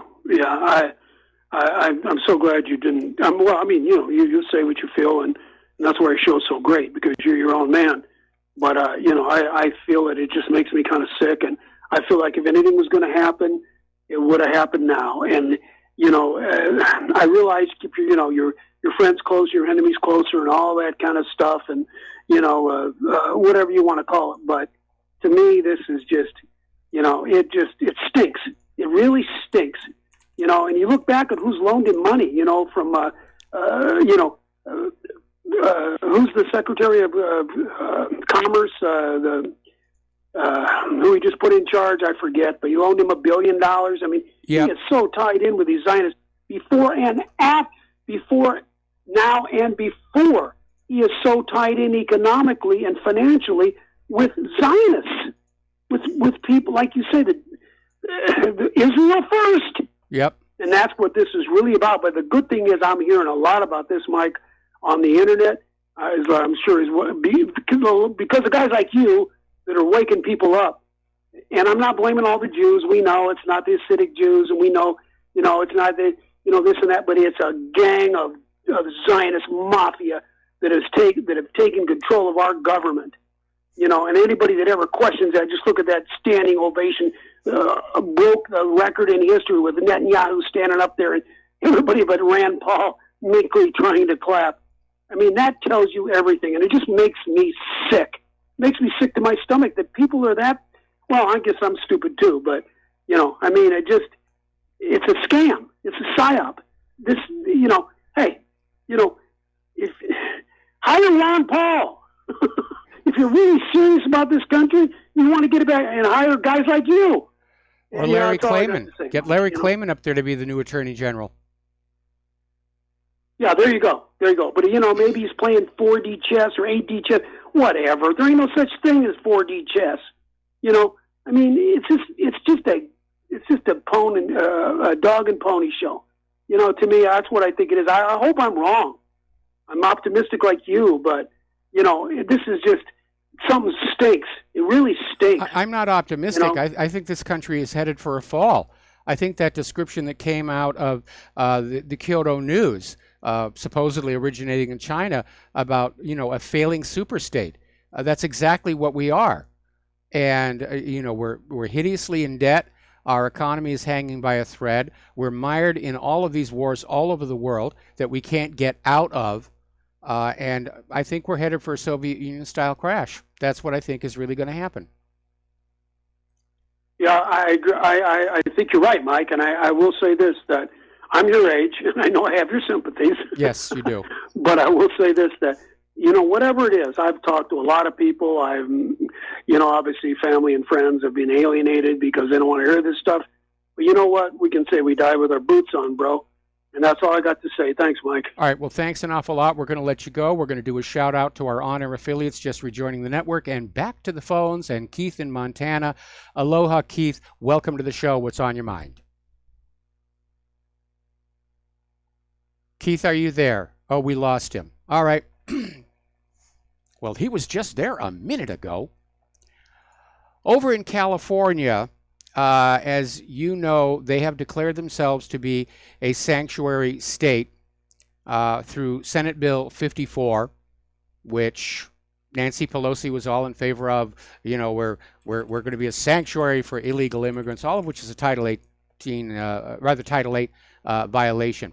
But they've hit a bit of a roadblock because there's a gentleman named Don Rosenberg. He's a retired publishing executive whose son Drew was killed in 2010 in a car accident involving an illegal alien who had been granted temporary protected status. So Rosenberg, who's a lifelong Democrat, mind you, is spearheading a drive to get a ballot initiative on the ballot this November repealing Senate Bill 54. And I bet you he's going to get a lot of support from that. So back to the phones. Fran in Washington, aloha. Welcome to the show. What's on your mind? Aloha, Michael. Aloha. I'd really like to have, actually it's aloha nui nui, but I haven't listened to the show for a long time. But this morning I was reading a headline about YouTube censorship, essentially, and I'd like your take on that. And I wanted to say just one thing about the increasing rate of suicides of the young people. Well, if these young people are any aware of what a mess things are, maybe they don't want to play this game. It's terrible. We're a mess. We're so screwed up, it's just terrible. But anyway, what are your thoughts on this YouTube censorship thing? Well, first of all, I want to respond to your comment about suicides increasing. And I think it's probably more likely that more and more of these kids are being given these prescription psychiatric drugs. And if you actually read the package insert on these medications, it says in really, really teensy type, this drug is known to trigger suicides. So there's that issue. So getting on back, I'm sorry, what was the other issue we were talking? Oh, YouTube censorship. We're now getting confirmation of something I suspected for a while, which is that Hillary Clinton is seriously considering running for the White House again in 2020. And she knows that the independent media and the internet is where she lost the election, because we were putting out the various memes about her, stories about all the gates, Chinagate, Whitewater, all the way back to Arkansas in the 1980s and the Iran-Contra scandal. And we had an impact. We did have an impact. So I think Hillary's very liberal friends in charge of corporate social media are starting the process now to make sure that by 2020, there will be nothing on their platforms but high praise for Hillary Clinton and nothing good about any conservatives. I think that's what's going on. Yeah.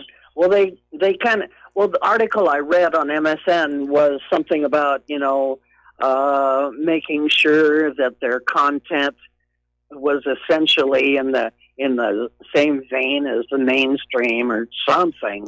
And I'm going like, oh my God, what are we going to do with the independent media of all kinds? Well, again, the mainstream media is heavily liberal.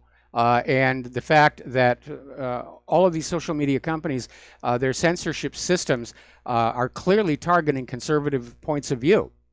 Twitter's filtering is filtering out conservative comments. And so, they've decided they're the new mainstream, that liberalism is now the mainstream and there's no room in this country for conservatism. And they're on the attack. And that's why we need to start using and supporting alternative means of social media. And I'm still working on getting LiveTube up here so that I can get away from YouTube, because I understand they're censoring my videos and broadcasts now. Oh, fine. Well, thank you, Michael. All right. Well, thank you very much. Have a good day. Okay, you too. All right. Now, as you know, Donald Trump is about to visit London. And there's been a big stink over this balloon that has been granted permission to fly over, I think it's the Parliament building is where they're going to anchor it.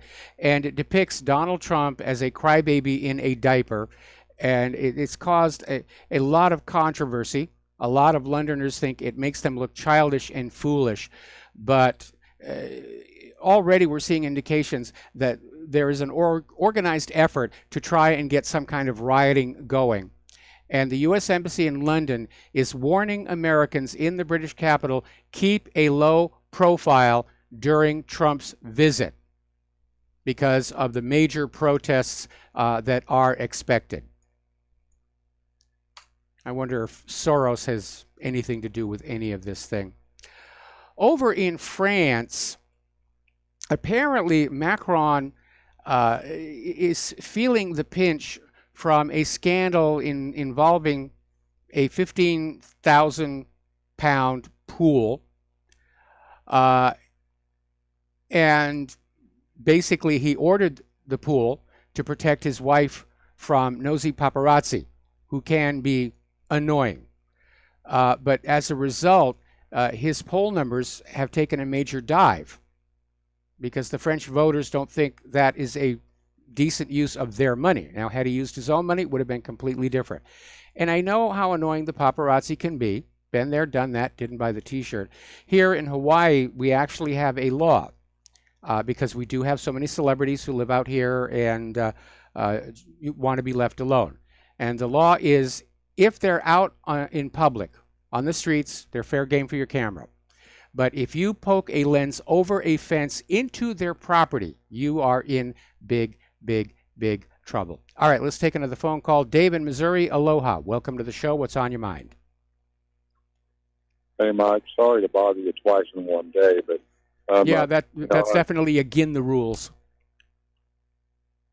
I know it is, brother. I'm rolled under the Hillary bus again. My lawyers tell me not to speak about this openly, so I've got to be careful about what I say. I have spoken freely on RBN and told the truth, as you have. Yes. But I'm under a little bit more of a microscope because I'm in there. I'm in an orifice, you know. I'm in the Ozarks. I mean, I am the heat of the fire here, you know. I mean, I've beaten them in Arkansas. I've beaten them in Missouri, lost them, you know. We fought so many fights. Well, this Hillary 2020 thing, dude, can you believe this, man? And so now I am under injunction. And I can't tell you I can't tell your listeners what I want to tell them. So, but they're so wise. And I know they're going to hear this. This is what I want to say, Mike. Every dollar you drop on a Walmart counter, 5 to 7 cents goes to payroll. The rest is immediately exported from your hometown and cannot be used. And you won't hear this anywhere from me, which is why they're shutting me down. Cannot be used for reinvestment in, you know, your kids' futures, a local business, maybe a downtown revitalization project, maybe a project, you know, maybe anything. All the money's gone. Every time you line up and drop your dollar at Hillary's Walmart store, which is what it is, you got to know what it is. I have to be careful here. Dave, I'm walking a fine line, Mike. I'm probably... Dave, yeah, I'm saying you're walking I'm a fine... already over the line. Okay. I presume that since once she was, she was on the board of directors, that she probably still owns a large block of stock in Walmart, and maybe that's what. No, it's worse than that, Mike. No, brother. Let's go ahead and let the listeners know. You know, Winthrop Rockefeller, get that name, was the governor who turned over the governorship to Bill Clinton, who was a nobody, barely elected as Attorney General. And he served 5 terms. Nobody will admit to ever voting for him in Arkansas. Served 5 terms. Hillary and Bill met Sam Walton, who, by the way, had insight that we didn't have because he was a captain in the U.S. military intelligence before there was a CIA. Dave, you've only got 2 minutes left. 2 minutes. Mike, this is probably my last call. I love RBN. Folks, if you tell the truth, be prepared to pay the price. I've done it. I've beaten them, but they're fighting back. Hillary 2020, Mike, dude, they are on the assault. Can you believe we elected a president who said, "Oh, you'll be in jail," and then put Jeff Sessions in, then didn't fire Rosenstein, then hasn't done really anything to correct. They got him. He's a disappointment, but it would have been worse if Hillary had won, and it will be worse if Hillary steals the White House in 2020. And so I thought we were through that crisis, and I could kick back and relax and be Claire's roadie and everything. And now I did too, all of a dude. sudden we're back in the fight. I did too, dude. But yeah, man, I did too. But I'm like one of the first under the blitz. So they are trying to roll up opposition early. The communists could not steal the last election. It's not. I don't even know if they're communists, Mike. I can't put a name on it. They're demons. The demonic front that wants to destroy all of humanity. Mop us up. They're determined, and I'm under injunction. So Okay, well, Dave, I'm going to let you go. We got to do a commercial break, and I certainly do not want you getting into legal trouble because of what you say here on this show. So, all right, we'll be back after these few words.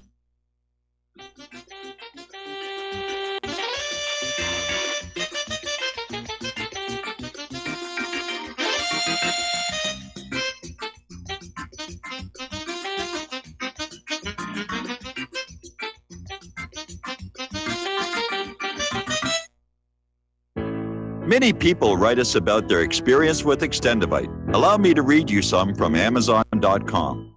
This product is superb. I have been taking it for about a year now, and I can feel my cardiovascular system run like a Swiss watch. I definitely recommend this product for anyone that has high cholesterol, high blood pressure, and heart palpitations, A+. It's potent, but it works. I have been waking up for the past 3 years with numb hands, and a week into using Extendivite, my numb hands seem to have cleared up. My circulation was off, and now it's back on track. So I'm happy. I feel so energized, and I have my husband on it now. My mother-in-law has cholesterol problems, so I bought her a bottle as well. Thank you so much. Love the product. Tell us your story. Get Extendivite today. Call 1-877-928-8822 or visit heartdrop.com. Extend your life with Extendivite.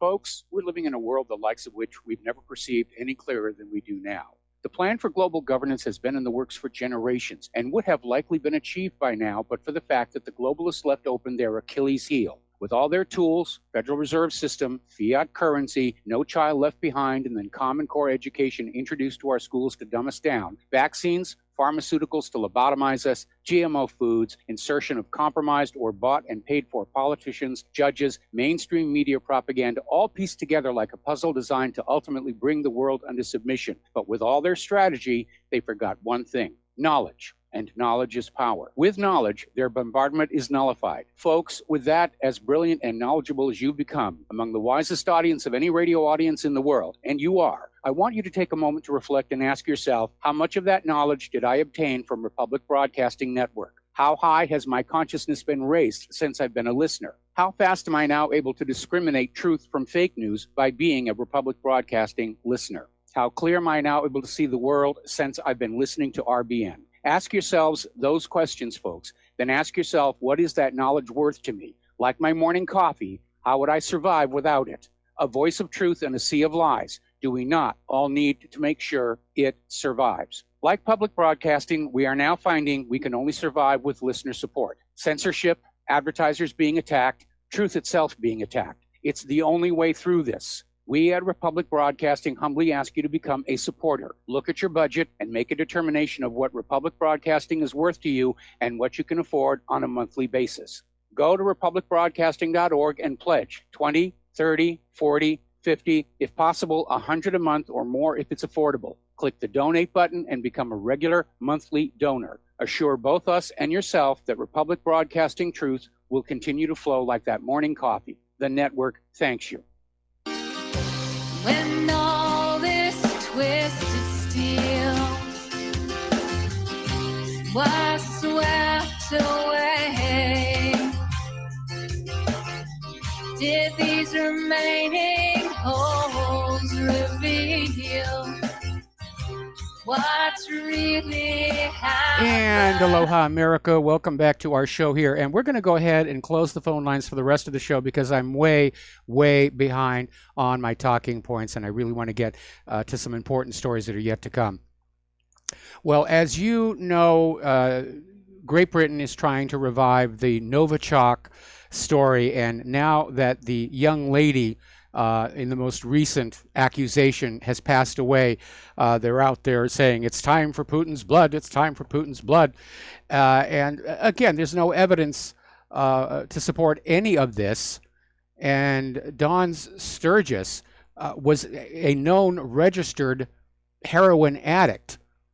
And Great Britain has had a recent problem with contaminated recreational drugs killing people, which is what this sounds like. And again, the doctors who treated the couple were not wearing chemical weapon safety suits. Nothing happened.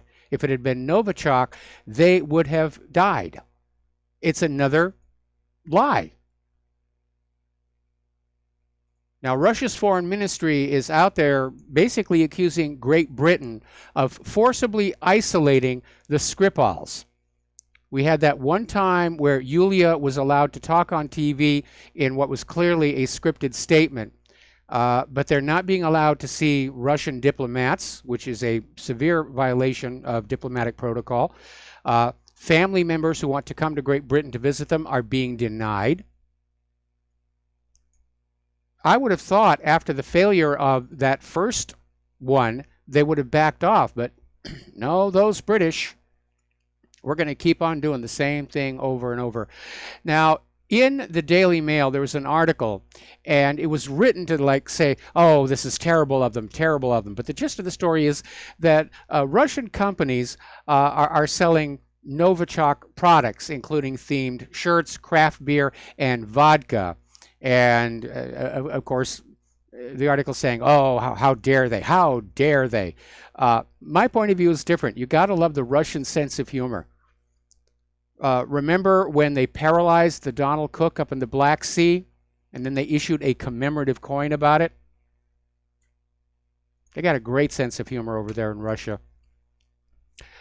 Now, Tory Member of Parliament Sarah Wollaston, who chairs the Health and Social Care Committee, basically drew a Twitter storm for basically saying that the remaining games of the World Cup should be relocated to punish Russia for this attack on British soil, which got a lot of people wondering how her health was doing. The final game is this Sunday.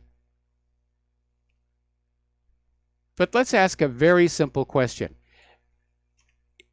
We all know that a lot of people questioned why Russia would bother with this aged spy who is no longer politically relevant.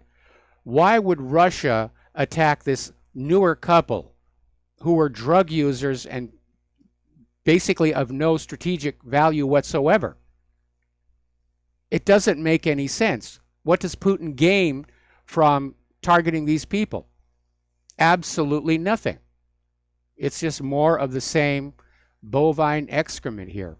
Meanwhile, getting on back to the World Cup, apparently Russian law enforcement has grabbed some illegal European Union-bound migrants posing as football fans, soccer fans. Apparently they went up to Russia and said, yay, yay, yay, yay, yay. And, oh, we're from Europe. We're going to go on back to Europe now that the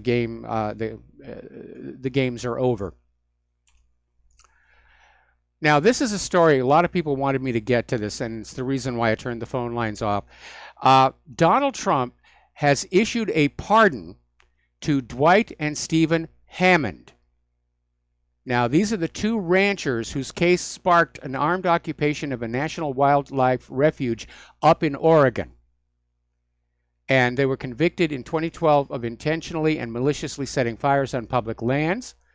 The arson crime carried a minimum prison sentence of 5 years, but a sympathetic judge said that was too much and gave him much lighter prison terms. And Trump has now issued a pardon. This is one of the things Trump has done that I agree with. And we need to remember that a lot of this land grabbing that was going on up at that Malheur refuge was tied in with the Uranium One deal.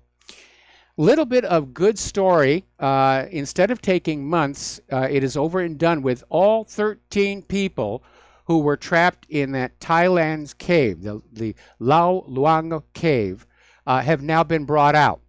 Remember when it was first revealed they'd been discovered, they were in there, they were trapped. It was going to take months for the water to drain and for them to get out. And I said, just teach the kids how to scuba dive. And apparently that's what they did.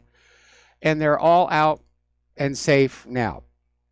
So that's good news. Really, really good news. Okay, we're coming up here on yet another commercial break. And when we come on back, we're going to be talking about events happening in other parts of the world, the usual wrap up with science, technology, and a lot of other good stuff like that. So stay tuned, and we'll be back after these words from our sponsors.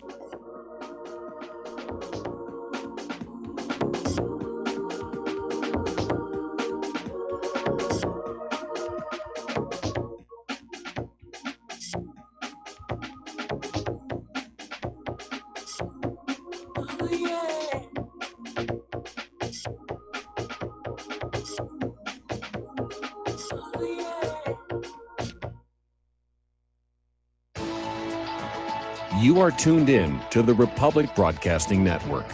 Visit our website by going to republicbroadcasting.org.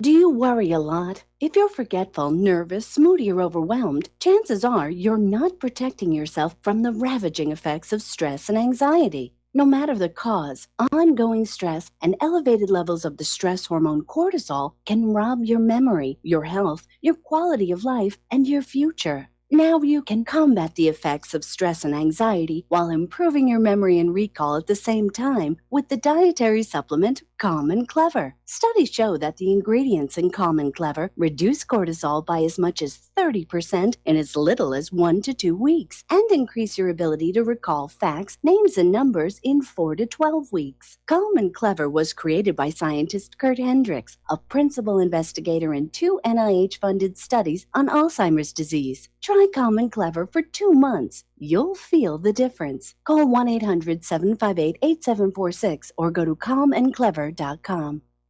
Tired of being lied to by mass media? It's growing more and more apparent today that news is received less and less through standard media outlets. Even with a growing audience every day, RBN is beginning to direct more efforts into social media. Social media and the use of the internet is fast becoming the primary source of people for news, regardless of demographic. RBN has set out to provide some of the best news on the internet through republicbroadcasting.org, and also has begun to use the tools to our advantage by way of social media. Republic Broadcasting is now operating a Facebook page to function as yet another avenue to have our collective voice reach new audiences across not only America, but across the globe as well. The Facebook page features not only news, but also an RBN player to listen to our broadcasts. Get involved by visiting facebook.com/Republic Broadcasting and liking our page and share it with your friends and family, because you can handle the truth. Many people write about their experience with Extendivite. Allow me to read you a few from Amazon.com. My wife and I both use Extendivite and are very pleased with the results. It has helped to stabilize our blood pressure and to make both of us feel healthier. Good product and good buy. So far, so good. I've been taking Extendivite 3 times a day, only a short while now, but already I've noticed the circulation in my hands and feet improving. They tingle. I like the idea of taking something herbal rather than pills. I take Extendivite 3 times a day, every day. I think this supplement has helped with my increased fitness regime and to lower my blood pressure. Tell us your story. Get Extendivite today. Call 1-877-928-8822 or visit heartdrop.com. Extend your life with Extendivite. Well, they're stealing down on Wall Street and in Washington too. You know, it makes me wonder, what's a guy on Main Street to do? I've always tried to be an honest, upstanding kind of guy. But I must admit lately, I thought about giving something else a try. Oh, I want to be a pirate. I want to sail the 7 seas, yeah, I want to be a pirate. And aloha, America. Welcome back to the show here. Now, we're seeing so much violence all over, whether it's Portland or in front of the Supreme Court building, and it's happening all over the world. And the three big hot spots right now are Haiti, and it's a bad time to be in Haiti. There's been an increase in gasoline prices, and it's triggered mass rioting. And apparently a number of American missionaries are currently fearing for their lives.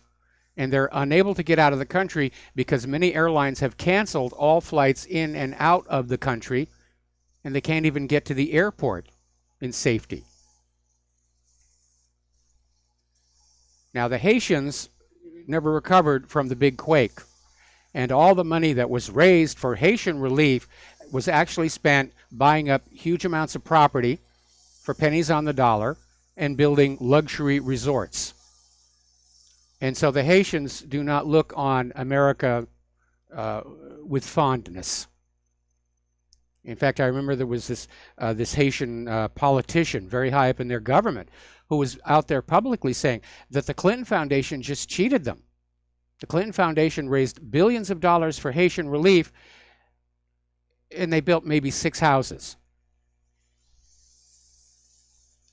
Now, over in France, in Nantes, there's literally a battle going on between African migrants and French police. And it started when police shot a 22-year-old migrant named Abu Bakr Fofana. And the riots went on for 4 days, but eased when relatives said they were filing a lawsuit. The shooting is an accident. But the worst of the riots looks like a war between police and migrants. And of course, the third one is Portland. And this riot is over the Trump administration and immigration policies. Now, Portland has been the heart of many of these political movements since the election of President Trump, starting the day after the election in which Hillary Clinton suffered a surprise loss. And the riots in the city have been going on for months, with some particularly heated moments occurring in this month. There was a Patriot prayer rally that turned violent when members of Antifa showed up and began pelting them with firecrackers, eggs, and water bottles. And these counter-protesters were identified as the Eugene Antifa, who named their demonstration Defend PDX, Patriot Prayers, Violence Must End, except they were the ones being violent. And it is rather interesting when you get back to that gun grabber debate, where the liberals are all out there screaming about conservatives who are gun enthusiasts. We're not the violent ones. We're not out there throwing eggs at people. We're not out there saying, go confront the opposition when they're out having dinner with their family. It's the liberals who are the violent ones, and they're demonstrating it more and more. Now, down at Parkland, following the Valentine's Day massacre, there has finally been a vote by the county to provide armed guards in all schools. I certainly hope they get better protection than from the local police who just stood there and let it happen. Now, as I mentioned before when I was talking, Twitter is starting to suspend accounts. Now, they're claiming they're fake accounts. A lot of people are saying, no, that wasn't a fake account, that was my account. But they basically deleted 70 million accounts, and they took a hit on their stock because all of a sudden investors are saying their readership and their reach for advertising isn't as great as we were told.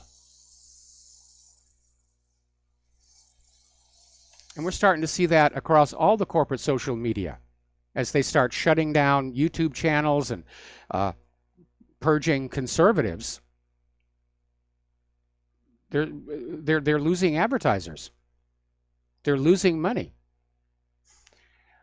Turning to the world of computers here, there is a new ransomware out there called GandGrab 4.1. It's a ransomware, And this one is rather unique in that it not only infects modern computer operating systems, it will actually go all the way back to Windows XP and Windows 2003.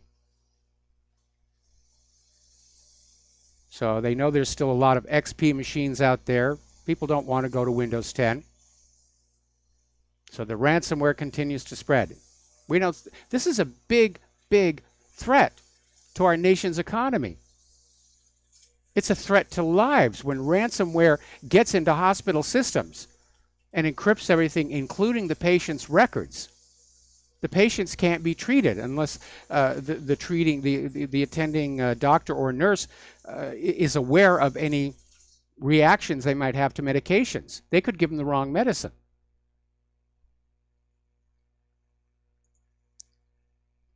And yet the attitude seems to be, no big deal. Unless it's a government computer, then we'll do something.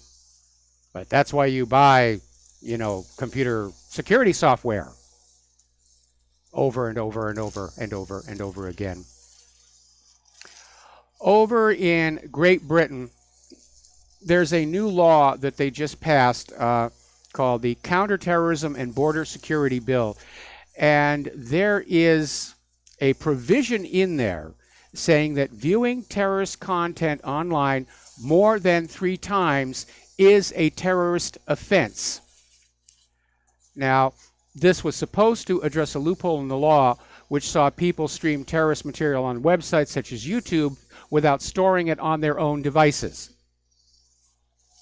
But it's creating a problem because you have people who are looking at terrorist content who are not in fact terrorists, like academics, journalists, the occasional webmaster, or even just some curious people.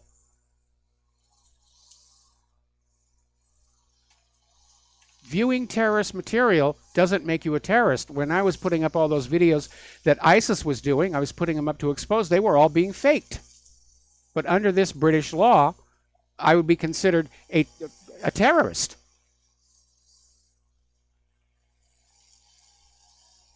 And I understand what governments do when they can't do anything else, when they can't solve a problem, just make more laws. Forget that we already have laws, we'll make a new law, everything will be fine. That's what we do. We make laws. And they're not really very well thought out, are they? Now, Boeing, and this is about 4 months ago, China revealed its plan to design a hypersonic passenger airliner. And Boeing Commercial Airplanes has jumped into the race. They've unveiled plans for a Mach 5 passenger airliner. Would be capable of crossing the Atlantic Ocean in just 2 hours or the Pacific in 3. That would be an absolutely amazing ride. And I hope they get it this time because many years ago, there was actually an attempt by the United States to come up with a commercial passenger supersonic aircraft. It was called the SST program, the Supersonic Transport. And all the big players got in there and they put together plans, and some of the aircraft looked really beautiful. But they basically dropped on out, and Concorde came on in as the only supersonic passenger jet, and was in service for a long time until it simply got too old to maintain any longer. But it will be amazing to see a Mach 5 passenger airliner if they can actually get it done this time. Now, cosmologists have done a very interesting experiment to try and reconfirm Einstein's theory of relativity. And Einstein's theory of relativity explains why, when you drop 2 objects, a tiny marble and a cannonball, they hit the Earth at the same time. But they wanted a new test bed that was a little bit bigger than the Leaning Tower of Pisa. And so they basically went on out and they found a small group of mutually orbiting stars that they were tracking for a very, very long time. They're calling it the most stringent test yet, and confirmed once again, relativity is proven right. Now, it's been proven right a lot of times. The only time anybody questions relativity is when people point to relativity as a reason to question the Big Bang. But relativity is definitely real out there. And it may be the reason why we don't see alien civilizations coming to pay a visit. Because under relativity, you cannot go faster than the speed of light. And in a galaxy this large, that's a big problem. The nearest star to us is 4.5 light years away, which means it would take 4.5 years to get there at light speed, 4.5 years to get back. Now, the people on board wouldn't feel that way because of time dilation, but it does make interplanetary, interstellar travel rather tricky and difficult unless you can find some kind of a workaround like warp drive or wormholes, which there's a theoretical basis for some of that stuff, but we haven't seen anything about it yet.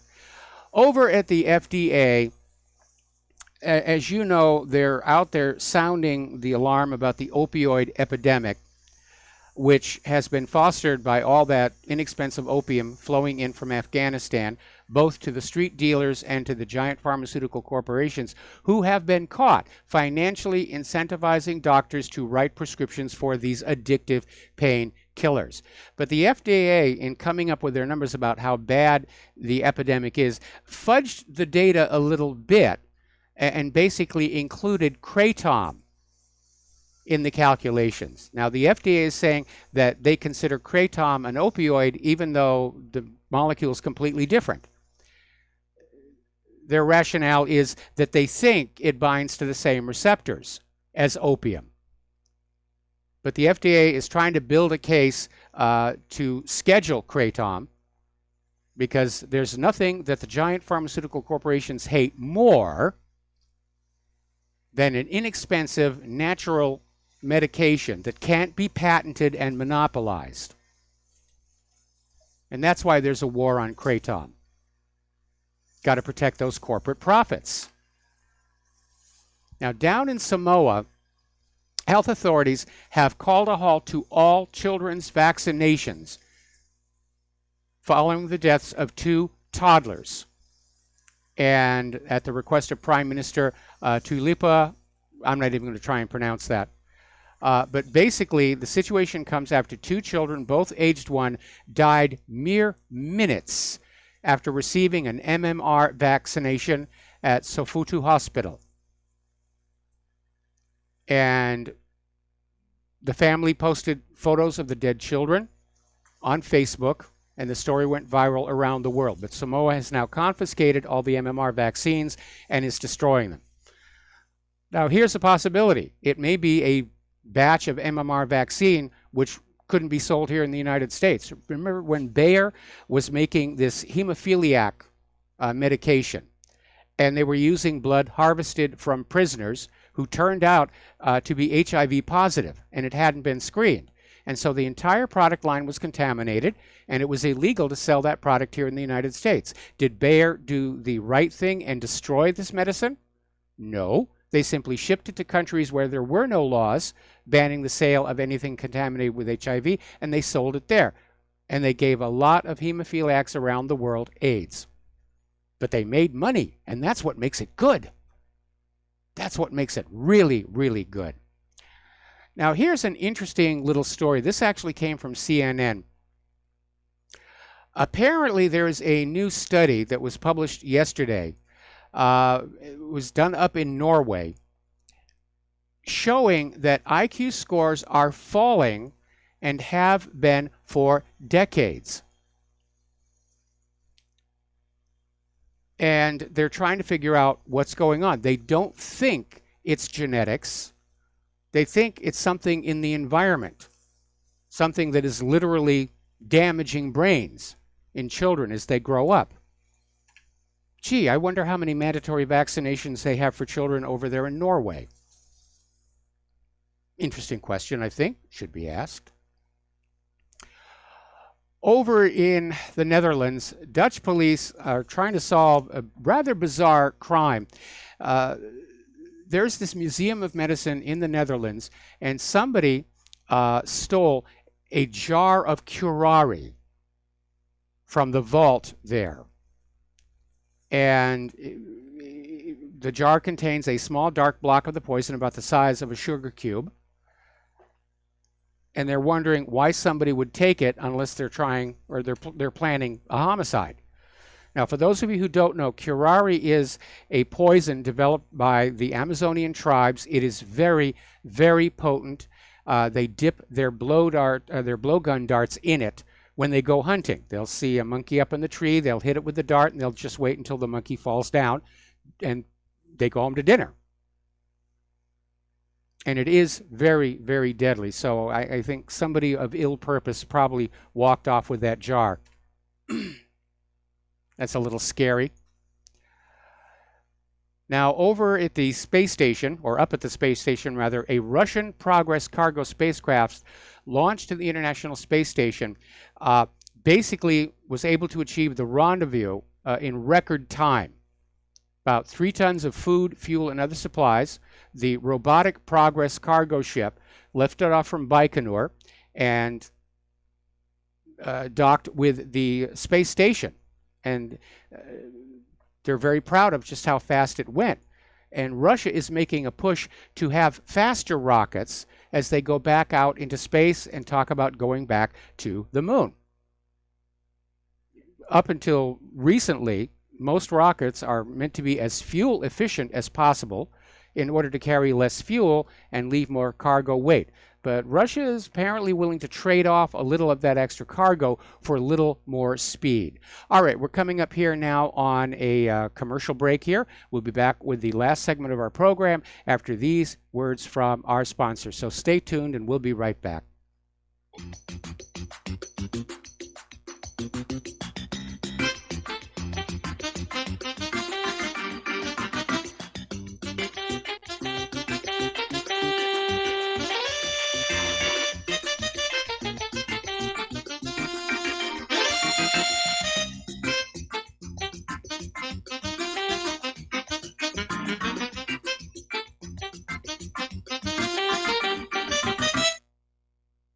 Homeowners, if your lender has gone out of business or sold your transaction to another lender or servicer, you may be the victim of a wrongful foreclosure, resulting in the loss of your home. If you've already lost your home, are in foreclosure, or even in good standing, you can challenge the mortgage transaction's illegal issue, and your property can be restored to you, and your foreclosure can be stopped or reversed, and the mortgage transaction declared unenforceable. State laws, U.S. title codes, the Uniform Commercial Codes, and U.S. Supreme Court rulings have upheld that defective mortgage documentations can reverse or stop foreclosures and enforce property title claims in favor of the homeowner. We are having successes in stopping the process of foreclosure, the enforcement of the foreclosure judgments, the sale of property, and evictions after the sale. We are not attorneys, and we don't give legal advice. We are a professional team of legal researchers, providing forensic mortgage audits and expert witnesses. We have the knowledge to produce the evidence and enforce laws regarding your legal issues. We've been in business for 12 years without a complaint. Consultations are free, and we provide a free title search to confirm if your mortgage has legal defects. Please call 855-253-3748. 855, keep it today. Without the right accessories, any guy can be off the mark. Whether you've invested thousands in your arsenal or you own a single trusted firearm, a visit to AROutfitting.com is in order. It's one of the finest online selections of tactical optics and AR parts and add-ons, like EOTech, quick target acquisition with no peripheral loss. Browse the full range of Nikon scopes and binoculars. AROutfitting.com can illuminate your world with Streamlight gun-mounted lights from keychain to large handhelds up to 1,100 lumens. Find some stability with Battenfield Tactical Bipods. AirOutfitting.com has CMMG gun parts, barrels, assemblies, handguards, part kits, and more, plus mag-full clips and magazines. I know I've got you excited, so take a breath. Head to AirOutfitting.com. The site's super easy to navigate and features a ton of technical info, including links to manuals. We also welcome vendor and manufacturer inquiries. Remember, if you don't see it, we can get it at AROutfitting.com. So, you love talk radio? Then you'll love TalkStreamLive.com. TalkStream Live is always on, 24/7, with the best streaming talk shows. Find your favorite talkers and discover some new ones. It's free, readily available online or on mobile with any smartphone or tablet. Finding your favorite talk shows all in one place has gotten a whole lot easier. Just go to TalkStreamLive.com. Be sure to download the free apps from Google Play or the iTunes App Store. Do you or a loved one suffer migraine headaches? Listen to what scientist Kurt Hendricks has to say. If you are one of the millions of people who get migraines, you need to know about MigRelief. Hi, I'm Kurt Hendricks, the scientist who created MigRelief, the patented dietary supplement that addresses nutritional deficiencies in adults and children with migraines. Thousands of physicians and pharmacists recommend MigRelief. Call 800-MIG-7354 or visit MIG911.com. What this country is coming to, I sure would like to know. If they don't do something by and by, the rich will live and the poor will die. Doggone, I mean the panic is on. Can't get no way, can't draw no pay. Unemployment And aloha, America. Welcome back to our show. And Sarah Palin is back in the news. And she's back in the news because she got taken advantage of. And this has to do with comedian Sacha Baron Cohen, who's got a new Showtime series, Who is America? And apparently the producers of the show contacted Sarah Palin through a speakers bureau and invited her to honor American vets and contribute to a Showtime historical documentary. So Sarah Palin and her daughter flew across the country, where Cohen had disguised himself as a disabled U.S. veteran, fake wheelchair and all. And Sarah Palin was trying to be respectful because the guy's in the wheelchair, but as Cohen got more and more derogatory about the military and middle-class Americans.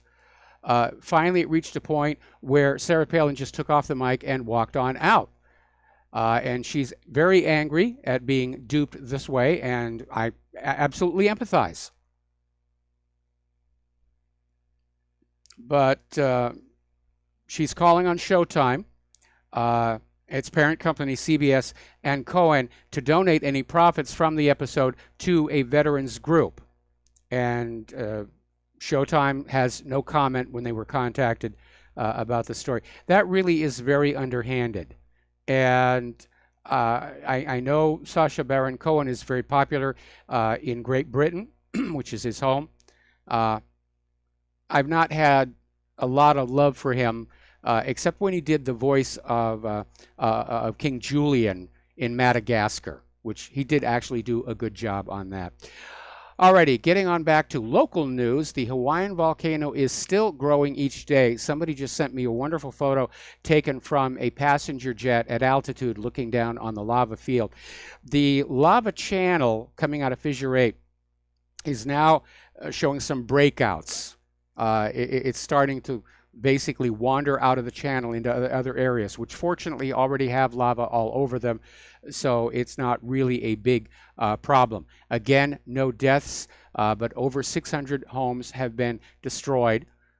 Fissure 8 has produced a new cone that's about a little over 200 feet tall and growing every single day.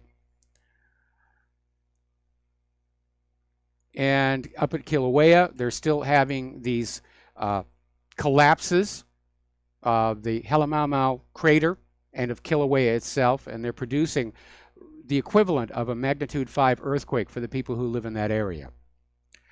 Also here in Hawaii, Hawaii has now banned most sunscreens in an effort to save the coral reefs. And Hawaii has banned certain sunscreens with ingredients which have been found to be harmful to the coral, and that's a good thing to do, and I'll tell you why. I've seen a lot of coral in my travels, and I remember down in Fiji, they were just absolutely dead gray, and we don't need that here in Hawaii. So I agree with this decision. There's the music. Time for me to get on out of here. Stay tuned for John Stadmiller. I'm sure he's got lots of interesting things to share with you. Please take what you learn here and at my website, share it with everybody that you know, talk to them face-to-face, use email, phone calls. It's time to get off the corporate social media. It's being turned into Hillary's 2020 propaganda machine, and we need to basically just pull the plug on that and their advertisers. Anyway, have yourself a good evening, and we'll be back tomorrow. Aloha, America.